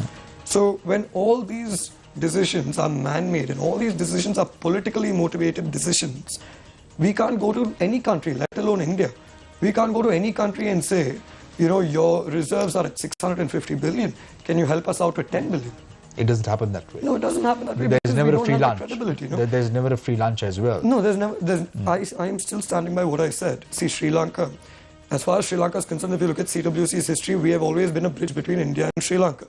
Even in times of war, even in times of, whatever economic crisis, we've always been a bridge. But being that bridge does not entitle us to go sell Sri Lanka out. We are Sri Lankans first, and then whatever next. So when, with that in contention, just because India's foreign reserves are high, and just because they're helping us out to the extent they are, it doesn't make it right for us to go say, I am sorry, but our presidents and our prime ministers in the past have made this mistake, which is why we are here. So kindly give us money to rectify that. We're not a state in India, no. We are a country by ourselves. Right. So, actually, I just want to add one thing for what Jeevan said. I said Sri Lanka needs a national policy. Sri Lanka needs a national policy about education, health, I mean, I've gone through a bypass and at 42, probably thanks to SJB for all the stress I took. And I would say, I I mean, I had an insurance. I was able to pay. But so many Sri Lankans, if you go to Badulla Hospital doesn't have a cath lab, and they have to come to Colombo or go to Karapedia Hospital. We've lost our plot. We have not prioritized. Our children, 600,000 children sits for O-levels. Only 200,000 goes off for A-levels. 25,000 goes to national universities. We have so much of fallouts. That's why the youth unrest. We have not figured this out, as he correctly said. So a national policy to this country is a must. And none of these politicians, none of these parties talk about a national policy. But Harin, our policies keep changing. But Harin, now you say a very important point that a national policy has to be there in Sri Lanka. When you were appointed as the Minister of Tourism and Land, you in fact had requested all the heads of bodies to resign from their portfolios as well. It's incorrect. So see, when a new minister comes in, it's the norm that every director gives their resignation and we reappoint. And I'm sure you're referring to Ms. Kimali. I think it was a miscommunication. We've spoken to each other about it. We understood where it went wrong. So I never personally called any director and asked them to resign. It was an additional secretary who was asked that a new minister is sworn in, he's coming to office, send the resignations, he'll reappoint. Right. That's what one question more with regard to the past, and I promise you, Harin, I won't ask you any more questions because it probably doesn't let us to talk about your progressive steps that you need to take as well. So one question on the past.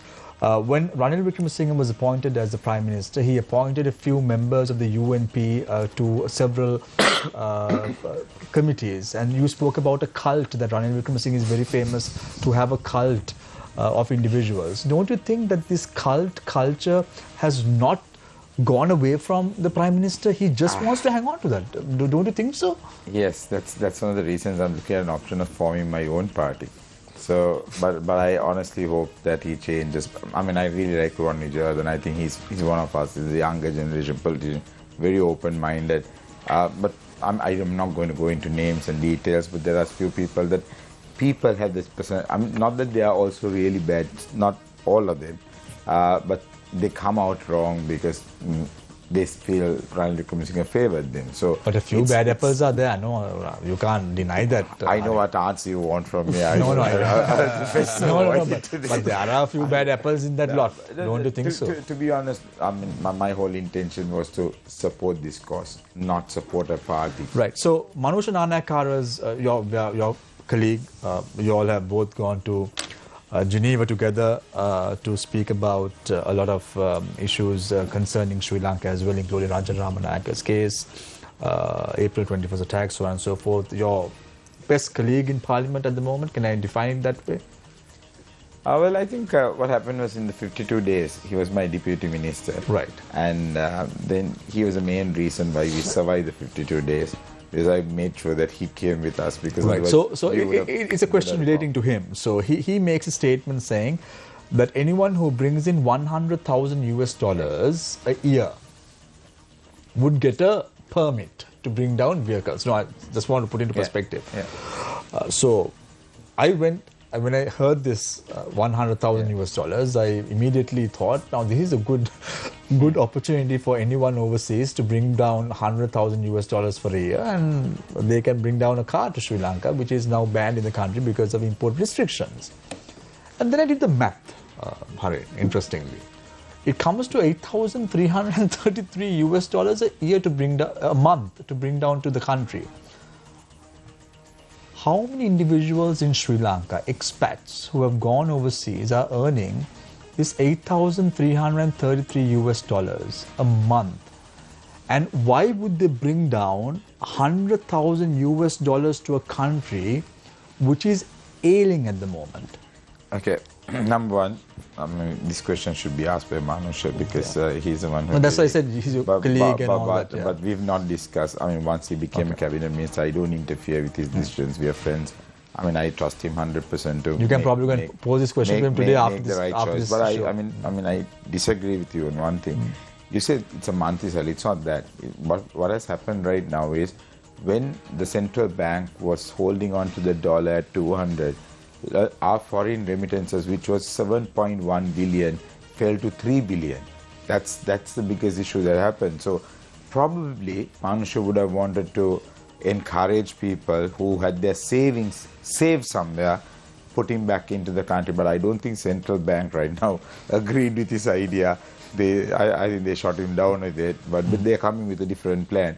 But what we need right now is for our people to trust Sri Lanka back again. If we don't get our foreign remittances, I mean, we signed an agreement to Japan for 10,000 people. Last government up until now has said only 50 people. Today, Manusha is on a flight. I mean, he's not flying, but he's going to drop off 192 people to Korea. So we're now trying to really intensify and just get this whole foreign remittance thing going. That's one of the ways.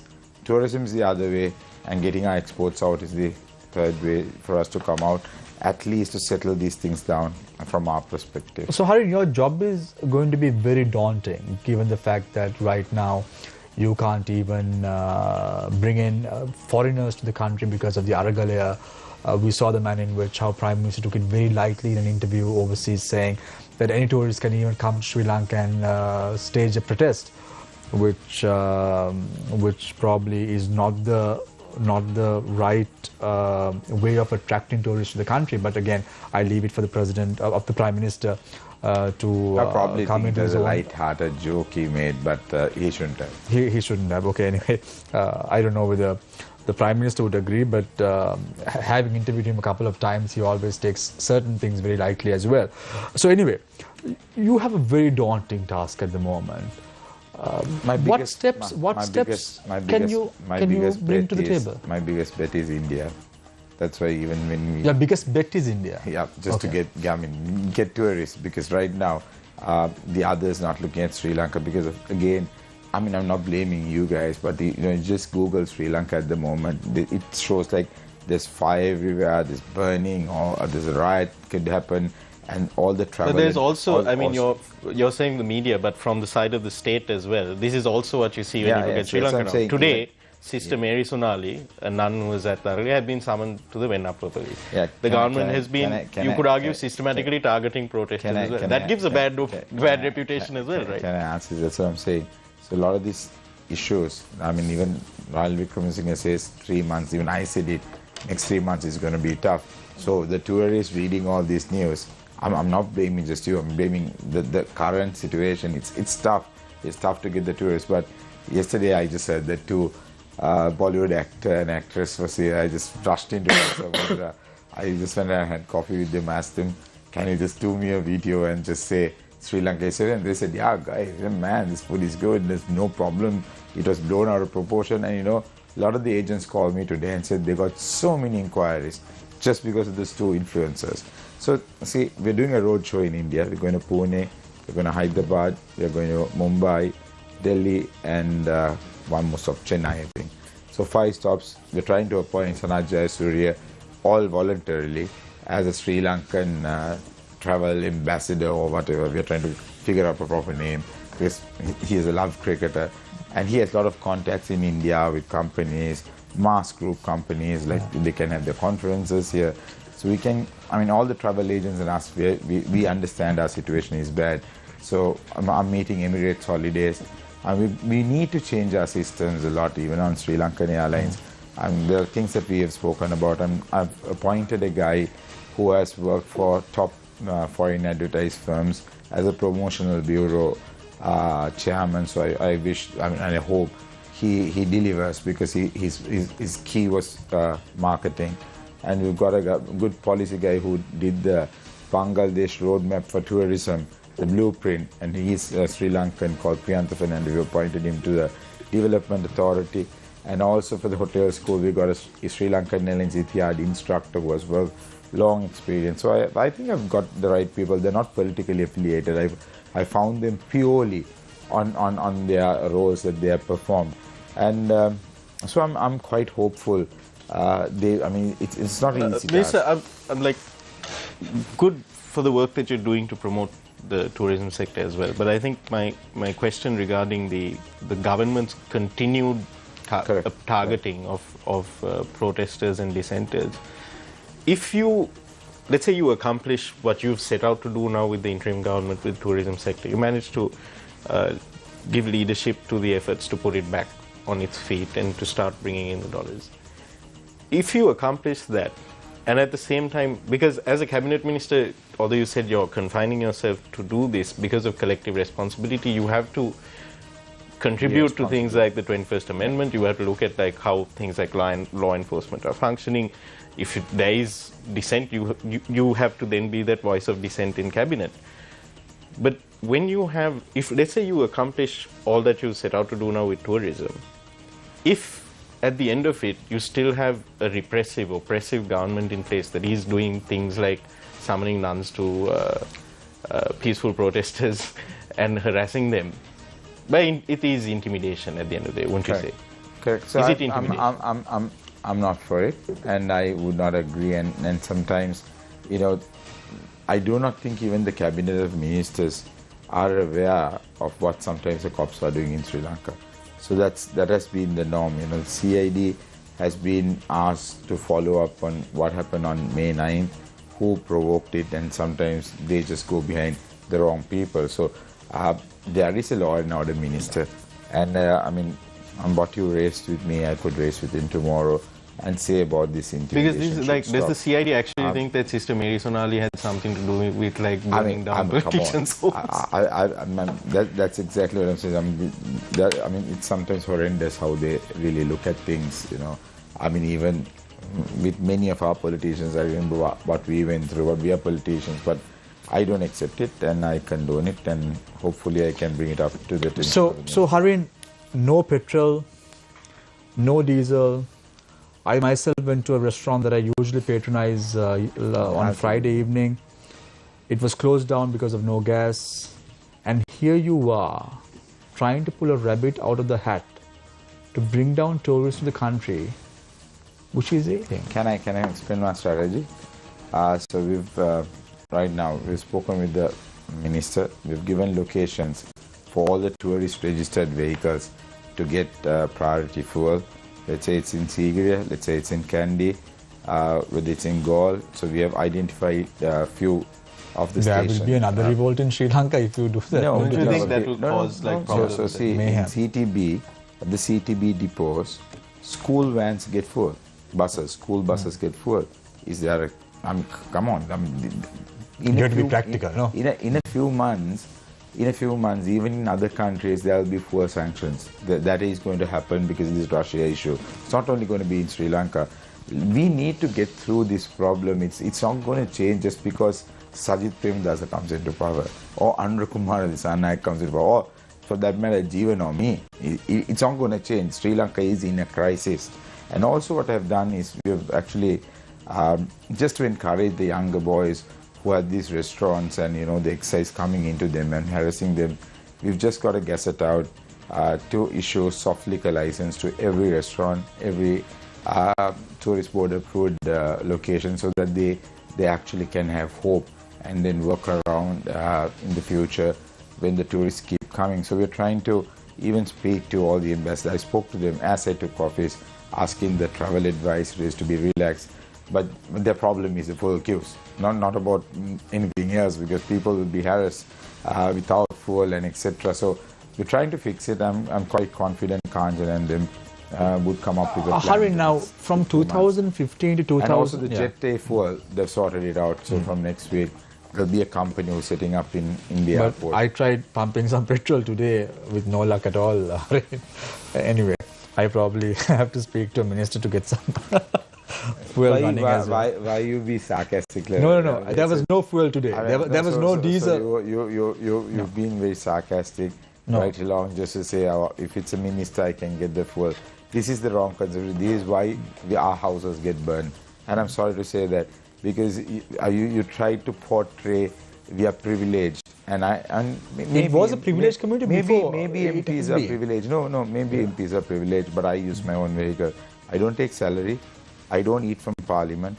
I don't take any allowances from the ministry. So I do not really are happy with the way you No, anyway, sarcastic. No, yeah. well, let me tell you, these are positive news. I stopped eating from Parliament.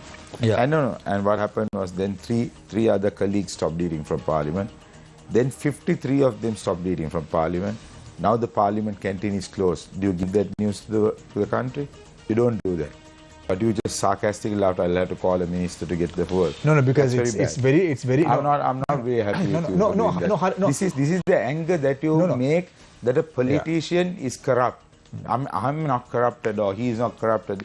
It's a wrong angle you're taking. Today, a minister I'm sorry. A minister, very disappointed with your sarcasm. Today I don't agree with your sarcasm. Example. If you want my house to be burned, understand. Understand. I also have two kids. You're getting in the wrong light. You're wrong. When you're wrong, your sarcasm, don't think that I don't understand. And yet sarcasm is not against me. It's against the entire Sri Lankan politicians, where you might be happy when their houses get burned. But understand, if you are a politician, you'll understand when your kid's house get burned and their books get burned. This violence, is exactly, violence in any way. I completely violence disagree. In any way cannot be condoned. Violence, what happened on the 9th of violence in any way, Harin, there is no question about it. There is no way. Violence at any cost cannot be condoned at any given time. That's a given. There is, whether it's going to be a minister, whether it's going to be a normal person, whether it's going to be the nun that Nadeem mentioned before, violence cannot be condoned at any given time. That's the stand.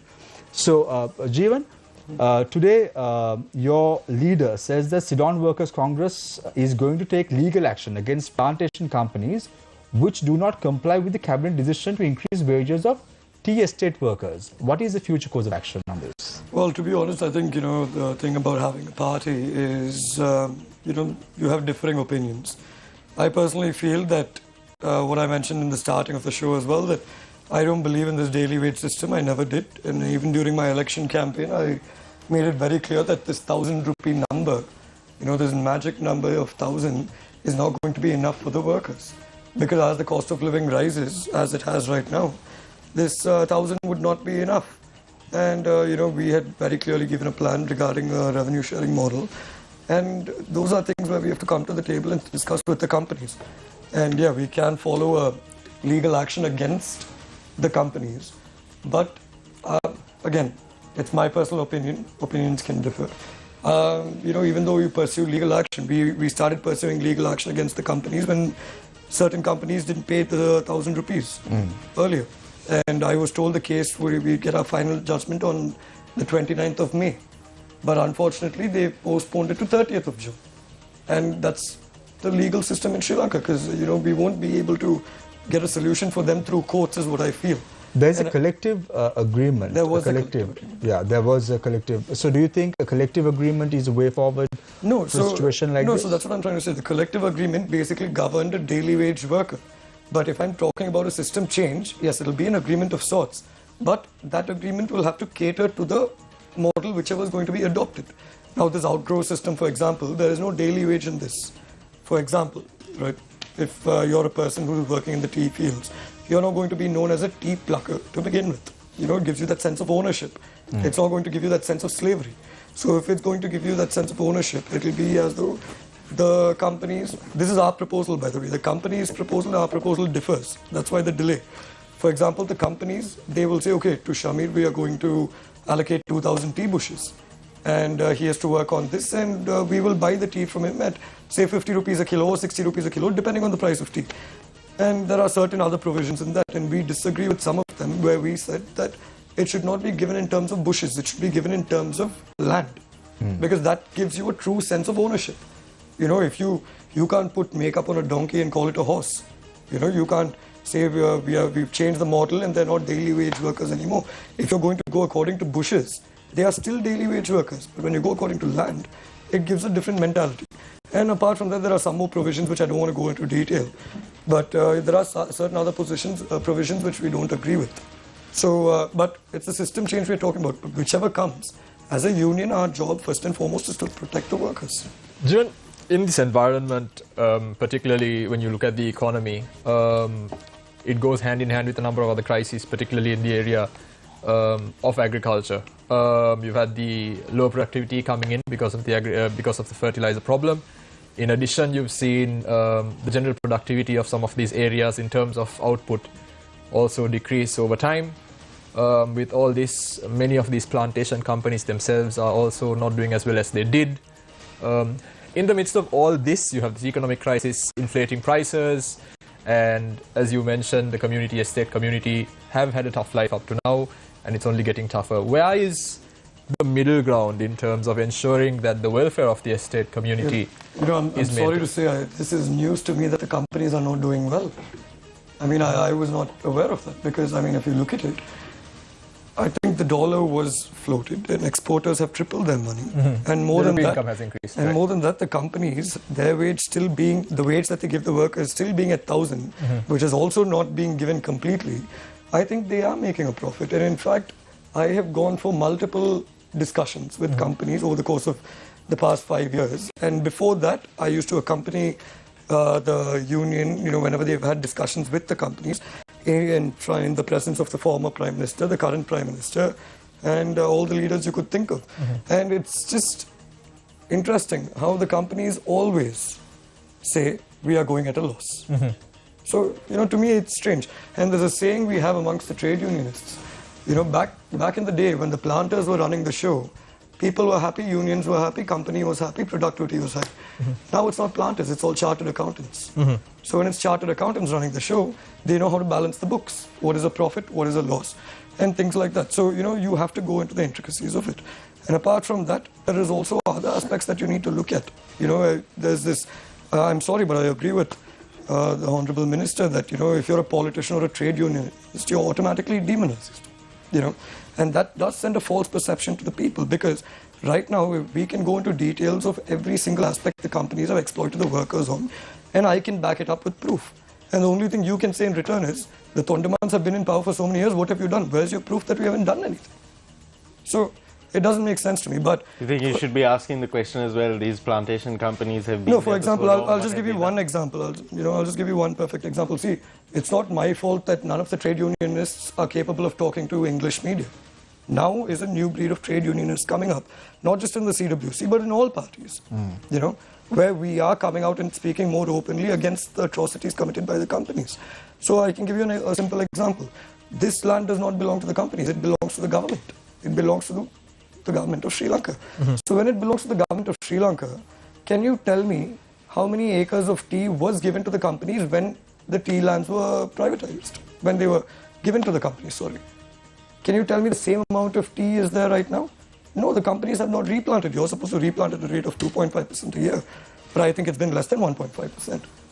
And these are questions you can pose to the Honorable Minister Ramesh Patirana, who I personally think is a very apt minister for this subject. But there are a lot of things that happen behind the scenes which have not gone, which have not come out to the public. So those are the things which we are bringing out now, and we'll be backing into the evidence slowly. It's interesting when you say, because it's a fair assessment that our entire tea industry is built on the backs of these workers. And I'm not sure if you recall, but I'm sure Minister Harin Fernando also might have an opinion on this, is that this sort of, we do tend to sometimes almost romanticize the exploitation of an entire community, especially when it comes to hill country tourism. There was a program, I think it was actually a package tour, if I'm not mistaken, where you could experience, where they were selling an experience of a tea plucker's life, where you could go pluck tea. So this sort of romanticization and glamorization of an exploited worker, of exploited laborers, is that something that I know that it's not, maybe not as relevant to the current crisis, but is this something that needs to change? No, I'm sorry to interrupt you. I know where you're getting at, but the thing is, again, this is just my opinion on the topic. Having seen the urban sector, having seen the urban life, and having seen the estate life as well, I can honestly tell you that, see, that's part of our culture, that's part of our history, and we don't need to shy away from it. People need to know this is how, the colonizers had made us live. This is how we had come up. So that part of history needs to be intact. And if certain people are going to use it for tourism purposes and all that, that's on them, right? But what I'm trying to say is the problem is not with the companies or the unions. The problem is with the mentality of Sri Lankans in general. I remember when the domestic help who was in Honorable Rishad Batuddin's house had passed away. I know so many people who had said, so sad. People are suffering. People are being exploited. But those are the same people who will come and tell me, can you find me a maid? You're telling me right now, with everybody sitting here, none of you know another person or your own house where there is somebody from upcountry working there. See, you guys have... Can't afford me. No, you guys have been enablers. You have to accept that. When you go and, tell somebody, we want, a maid, we want someone from our country, because you guys specifically mentioned we want somebody from the estate sector. And when that happens, immediately what goes on there, because it's a racket of sorts, an agent goes into the estate, there'll be a child who will want to study, who will be studying, but will use that family's economic background and say, you know what, come here, we'll give you 100,000. Many people say, Jeevan Tondaman didn't do anything regarding the Hishalni incident. I refuse to even utter her name till now. This is the first time I'm uttering her name, because she was a minor. It's not that we didn't do anything, it's just that, sir, when we found out the history of that, things cannot be spoken about in media. Things cannot be bought out. Why? Because I'm human, I have some sort of empathy. That girl, whatever said and done, was exploited by people in the middle. There were agents involved. There were so many people involved. And we did manage to put the agent behind bars. We did manage to put an end to that particular racket. But we can't stop this if you guys don't stop enabling them, is what I'm trying to say. See, I'm not saying going for a domestic, going as a domestic aid is something low. I'm not saying that. It's a type of job. It's a way through which, you're making money legally. And I respect that. But when, somebody above the age of 18 who is unemployed does it, it's a different story. But when you go out of your way and you provide incentives and attractive bonuses, for example, many people in Colombo say, oh, we want somebody who's not married. We want somebody who is like this, who is like that. And your criteria will eventually lead to a minor. So, if you guys stop enabling. So, Harin, you spoke earlier about fuel being given to areas like Sigiriya, where tourists are more or less... we just proposed it today in Cabinet. Okay. Right. Shamir, I'm sorry, I just have to say one thing regarding that. See, I understand how that may look, but coming from an area where most of our small businesses thrive on tourism, I personally think it's a good idea. Yeah, so I just want to get some clarity on that a little bit more. Yeah. With regard to gas and fuel, if there is someone who's watching the show tonight, get what you're saying, and what must they do? How would the system work? So the tourist board approved cars, or the guide cars, they have all the lists with the Tourism Promotional Bureau and the Tourist Development Authority. So we're sharing all this data, and we have even shared sort of a sheet where the fuel is needed. So where are these vehicles with tours, the current tours that's actually currently happening. It's an Arugambe season, it's a surfers season these days, and there's loads of surfers, even though we don't know Sri Lankans have tourists. Right now we have about 18,000 tourists in the country at this moment, so they are traveling.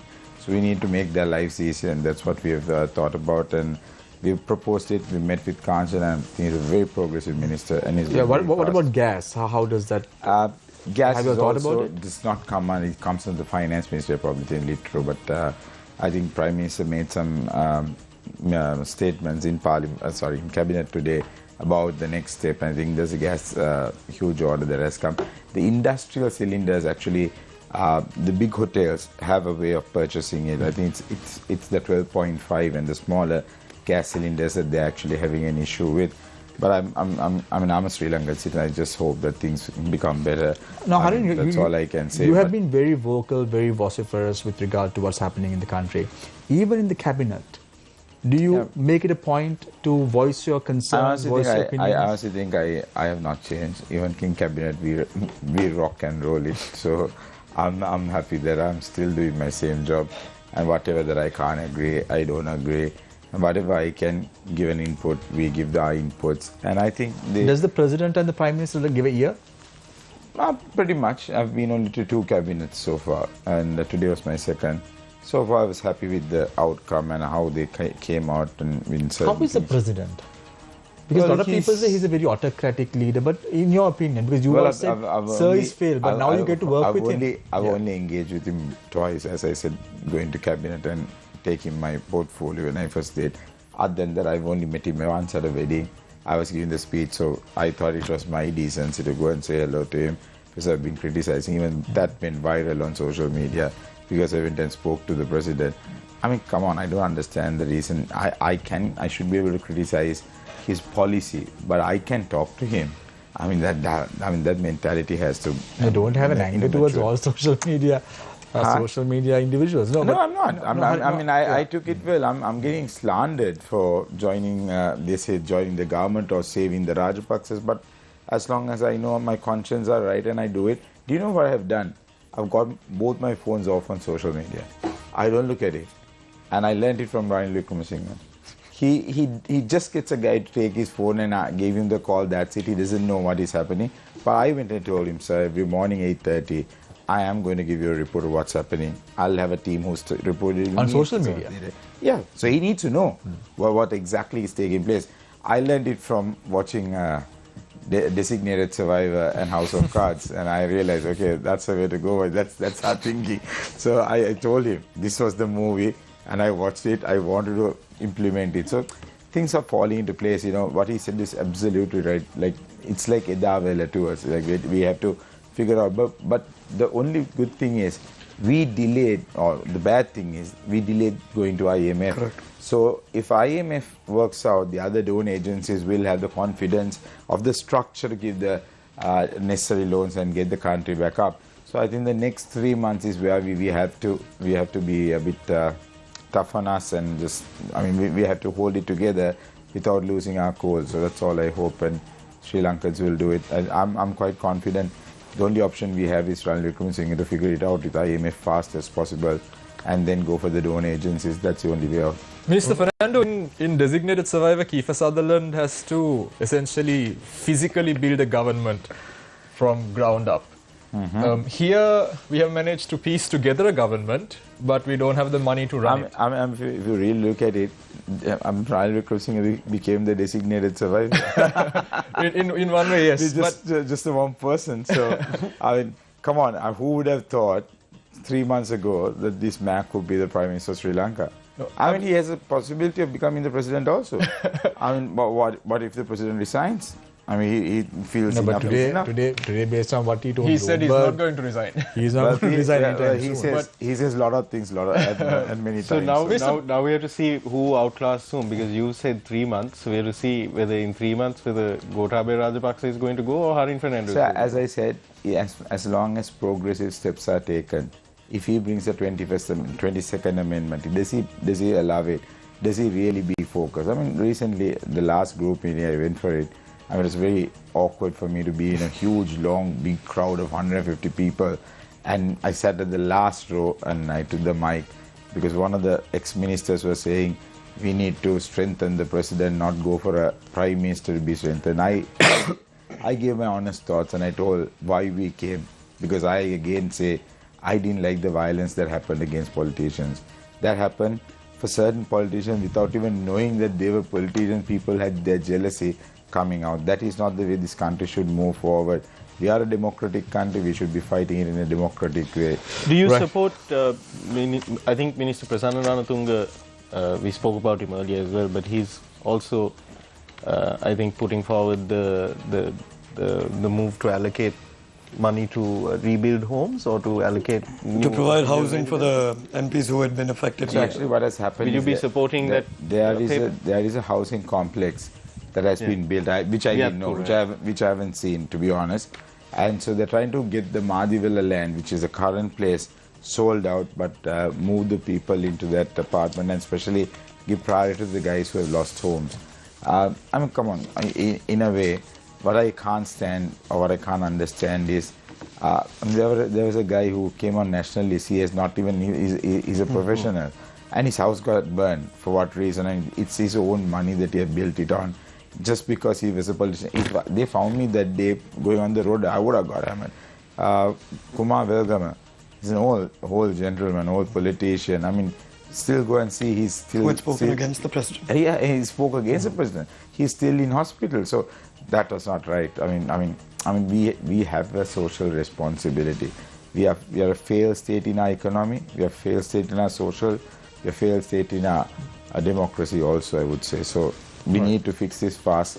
You all have a job to do. Right. Thanks, Harin and Jeevan. We're going for a short commercial break, but I just want to clarify something, Harin, before we go. Finished? No, we are not done. We will go for a break. We come back, and I'll give you uninterrupted 3 minutes. 3 minutes to wrap up your statements and what you want to rebut. If you want to bring something new, that's okay, because it seems to me that right now what the country requires is to work with unity. Just want to clarify one thing, Harin, before we go for a short commercial break. When I said I might have to go to a minister to get petrol, I did not in any way mean that houses of politicians should be burned. We don't condone any sort of violence. There is no question about that. Yeah. Snidey comments. I know you didn't mean harm, right? But this goes into people's minds. When I see certain people reacting to certain social media posts, I can't imagine why they say that. When you just smirked and laughed, say, oh, I might have to go to a ministry, it's like we are privileged.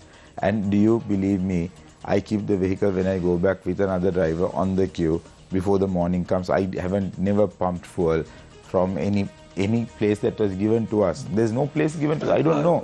I don't know which place is there. There is no system. Actually, that was the police thing where Sirasa put their 121 and became a huge issue. And Sirasa did the right thing because they have not changed the meter or something. But you know the social uprising that came towards us, and we never even meant it. We will leave it at we will leave it at that, Harin. But I just want to tell you that I am glad that you are taking action. You are not taking a salary, but this has not happened in the past. At least now. No, I think many people do, actually. Should be I happy realize lots of people don't take salary. Yeah. Today the cabinet decided unanimously they would not take any allowances or salary. Good. The entire cabinet, not just me. But to be fair, Mr. Fernando, I'd much rather they take their salaries and make their asset declarations public instead. See, you know what? Can I answer you for that also? You can pay 10 rupees, this right to information, you file it. You can't publish it. You can. You can't publish it. You can't publish it, but you can have a look. You can have a look and you can't do anything with it. Okay, so if you have that document, no, come on, if you have that document and you know there is something wrong with this, you can investigate. We need to finish. We need to come back in the final round. But in no way did I insinuate that by saying that we condone violence at every quarter. There is no question about that. What transpired on the 9th of April, 9th of May in Sri Lanka is not acceptable. Whether it's a politician, whether it's a minister, whether someone came in to attack a group of protesters, there is no way that we condone violence at any quarter and in any way. So we're going for a short commercial break. We're in conversation with Jeevan Thundaman and Harin Fernando. When we come back, it's the final round. Stay connected, stay with Face the Nation. We will be right back.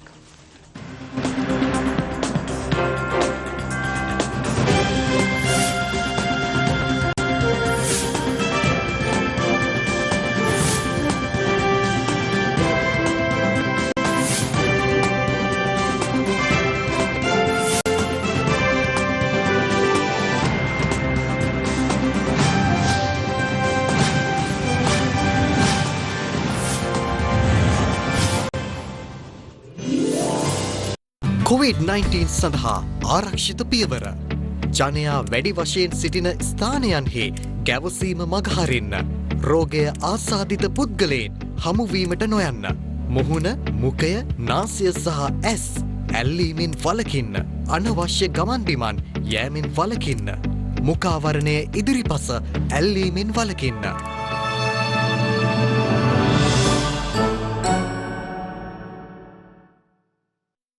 තනිව යන්න බෑයි කියන කාරණේද අධ්‍යාපනයේදී මම කියන්නේ ප්‍රධාන වශයෙන් සිදුවෙන දේ. අපිට රුසියානු සපත්තුව මේ ලංකාවට දාන්න බෑ ඒක ලොකුයි. චීන සපත්තුව සීන සමාජවාදී ඒකත් හරියන්නේ නැහැ. ඒක මේ කකුලට පොඩි. අපි අපේම සපත්තුව මහ ගන්න ඕනේ කියලා. එක්සත් ජාතීන්ගේ මානව හිමිකම් කවුන්සිලය කියලා කියන්නේ මානව හිමිකම් පිළිබඳව ලෝක පාලනය. අපි පරිසරය ගැන දෙකක් නෙමෙයි. මම ඉස්කෝලේ යන කාලෙත් මේක තුන්වන ලෝකේ රටක්. දැන් මම මැරෙන්න යන කාලෙදිත් තුන්වන ලෝකේ රටක්. ආණ්ඩුව රූපාන්තරණය වෙනවා රාජ්‍ය බවට. එත දෙකේ එත පහේදී තමයි මේ වතු ඔක්කොම නැෂනලයිස් කරේ. එහෙමයි ධර්මශ්‍රී, රට ගැන විතරක් නෙමෙයි මම ගැනත් මම බය වෙලා ඉන්නේ. අපනයන කවුද කරන්නේ? කවුද විශ්වවිද්‍යාලයට ගියද? කවුද අපේ ව්‍යාපාර කරන්නේ? විශ්වවිද්‍යාලයට ගියද?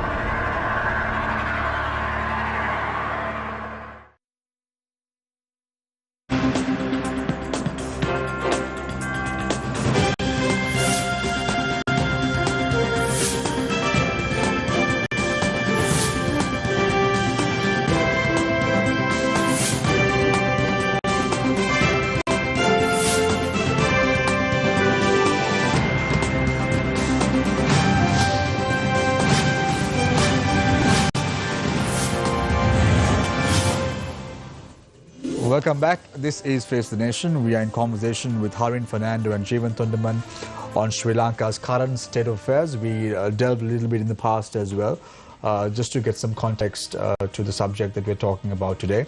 Heard a lot from them with regard to the way forward in Sri Lanka, but with the closing remarks, I want to pick Jeevan's and Harin's brains on what do you think Sri Lanka should do in the next few months, next few years, to come out of this economic mess that we are facing right now. Not only economic mess, but also political mess that we are right now bogged down to. Your time starts now, Jeevan. Well, I mean, personally, I feel, we are talking about the social and economic mess that's going on. Yes, it is a crisis and we are looking to come out of it. But one thing that is, escaping our eye is the fact that we are heading towards a law and order mess as well. Because I'm sure all of you would have noticed the amount of shootings that have taken place, the amount of children that have ended up dying. And these are serious issues, and unfortunately this economic crisis is clouding or blinding us when it comes to this law and order issue. So I think first of all, law and order must be established. That is priority number one. And this economic crisis must be solved, but it can only be solved not through politics and party politics and who's bigger, you or me, who's right, you or right. But it's going to require people with actual knowledge on the subject coming forward and giving a proper plan to which we must stick as politicians. You have, as you have in, as you have abroad, even in Sri Lanka, you have your conservatives and then you have your liberals. But, when it's an economic crisis, the solution should be the same. You can have your ideologies, you can have your beliefs, but you should not basically move away from the path, because that's what's happened right now. Multiple ideologies, multiple, takes on the Sri Lankan economy has led to where we are right now. So that is definitely a big problem. I mean, it's sad to say we're not even self-sufficient in dairy. So these are serious issues. And all these issues, if you look at it, they are all small issues which have led us to, this big mess. So coming out of it is going to be a task. It's going to be difficult, but not impossible.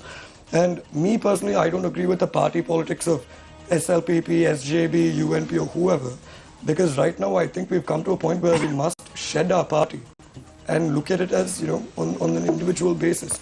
Now, see, for example, I'm not saying this because Minister Harin Fernando is sitting next to me, but the reality of the matter is, if SJB had come on board, if Honorable Leader of the Opposition had come on board, yes, we would have had a better say or a better grasp on the current government. We would have been able to, give a stronger 21st Amendment as opposed to the watered down 21st Amendment they are claiming right now. But I think, we are living in the real world. And in the real world, you have your integrity, you have your principles. Nobody is saying no. But at the same time, you need practicality as well. And we, on the 1st of May, I was the one who gave the statement saying we end our relationship with Rajapakshas. I think we end our 15-year-old relationship with Rajapakshas. And I stand by that. But the problem is, we have to look at it practically. If the president, despite numerous pressures from numerous sides, is unwilling to step down, right, then what is next? What is next is then you should have come on board and educated people on never voting for another corrupt individual or any individual for that matter who is going to, put the country at risk. That is my personal opinion. I feel that's what should have been done. But clearly that wasn't done. And anyway, we have a long way to go. And as the Prime Minister has mentioned, sacrifices are going to be made. If people think this is the crisis we are living in right now, I'm sorry, but the worst is yet to come. And to get everybody on board, that is what the collective responsibility is. Tomorrow, the cabinet, it's not only their children that's going to eat. It's not only their children that's going to go to school. It's going to be the children of yours and mine as well. So everybody does need to come on board. Sacrifices are going to have to be made. But at the same time, a level of understanding should be upheld as well. Thank you very much, Jeevan. I now move my attention to Harin Fernando. I think Jeevan didn't leave me much to say because he said everything that I was just thinking. And it's about time that we leave our political parties aside. And I think it should be, it's a very famous or very used political frame country first. But I think it should be put into action and motion because this is the right time for us to come together. We should not divide. I would love to see, it's on my personal reason, but like he said, Said Premadas, Andu Kumar Disana come in. If one wants to go on corruption and find who's corrupt still, do that, be within the government, be within the frame and just try and get us all out of this mess because it's no point contesting an election when you're failed and when this country is no longer there and how are you going to rectify it?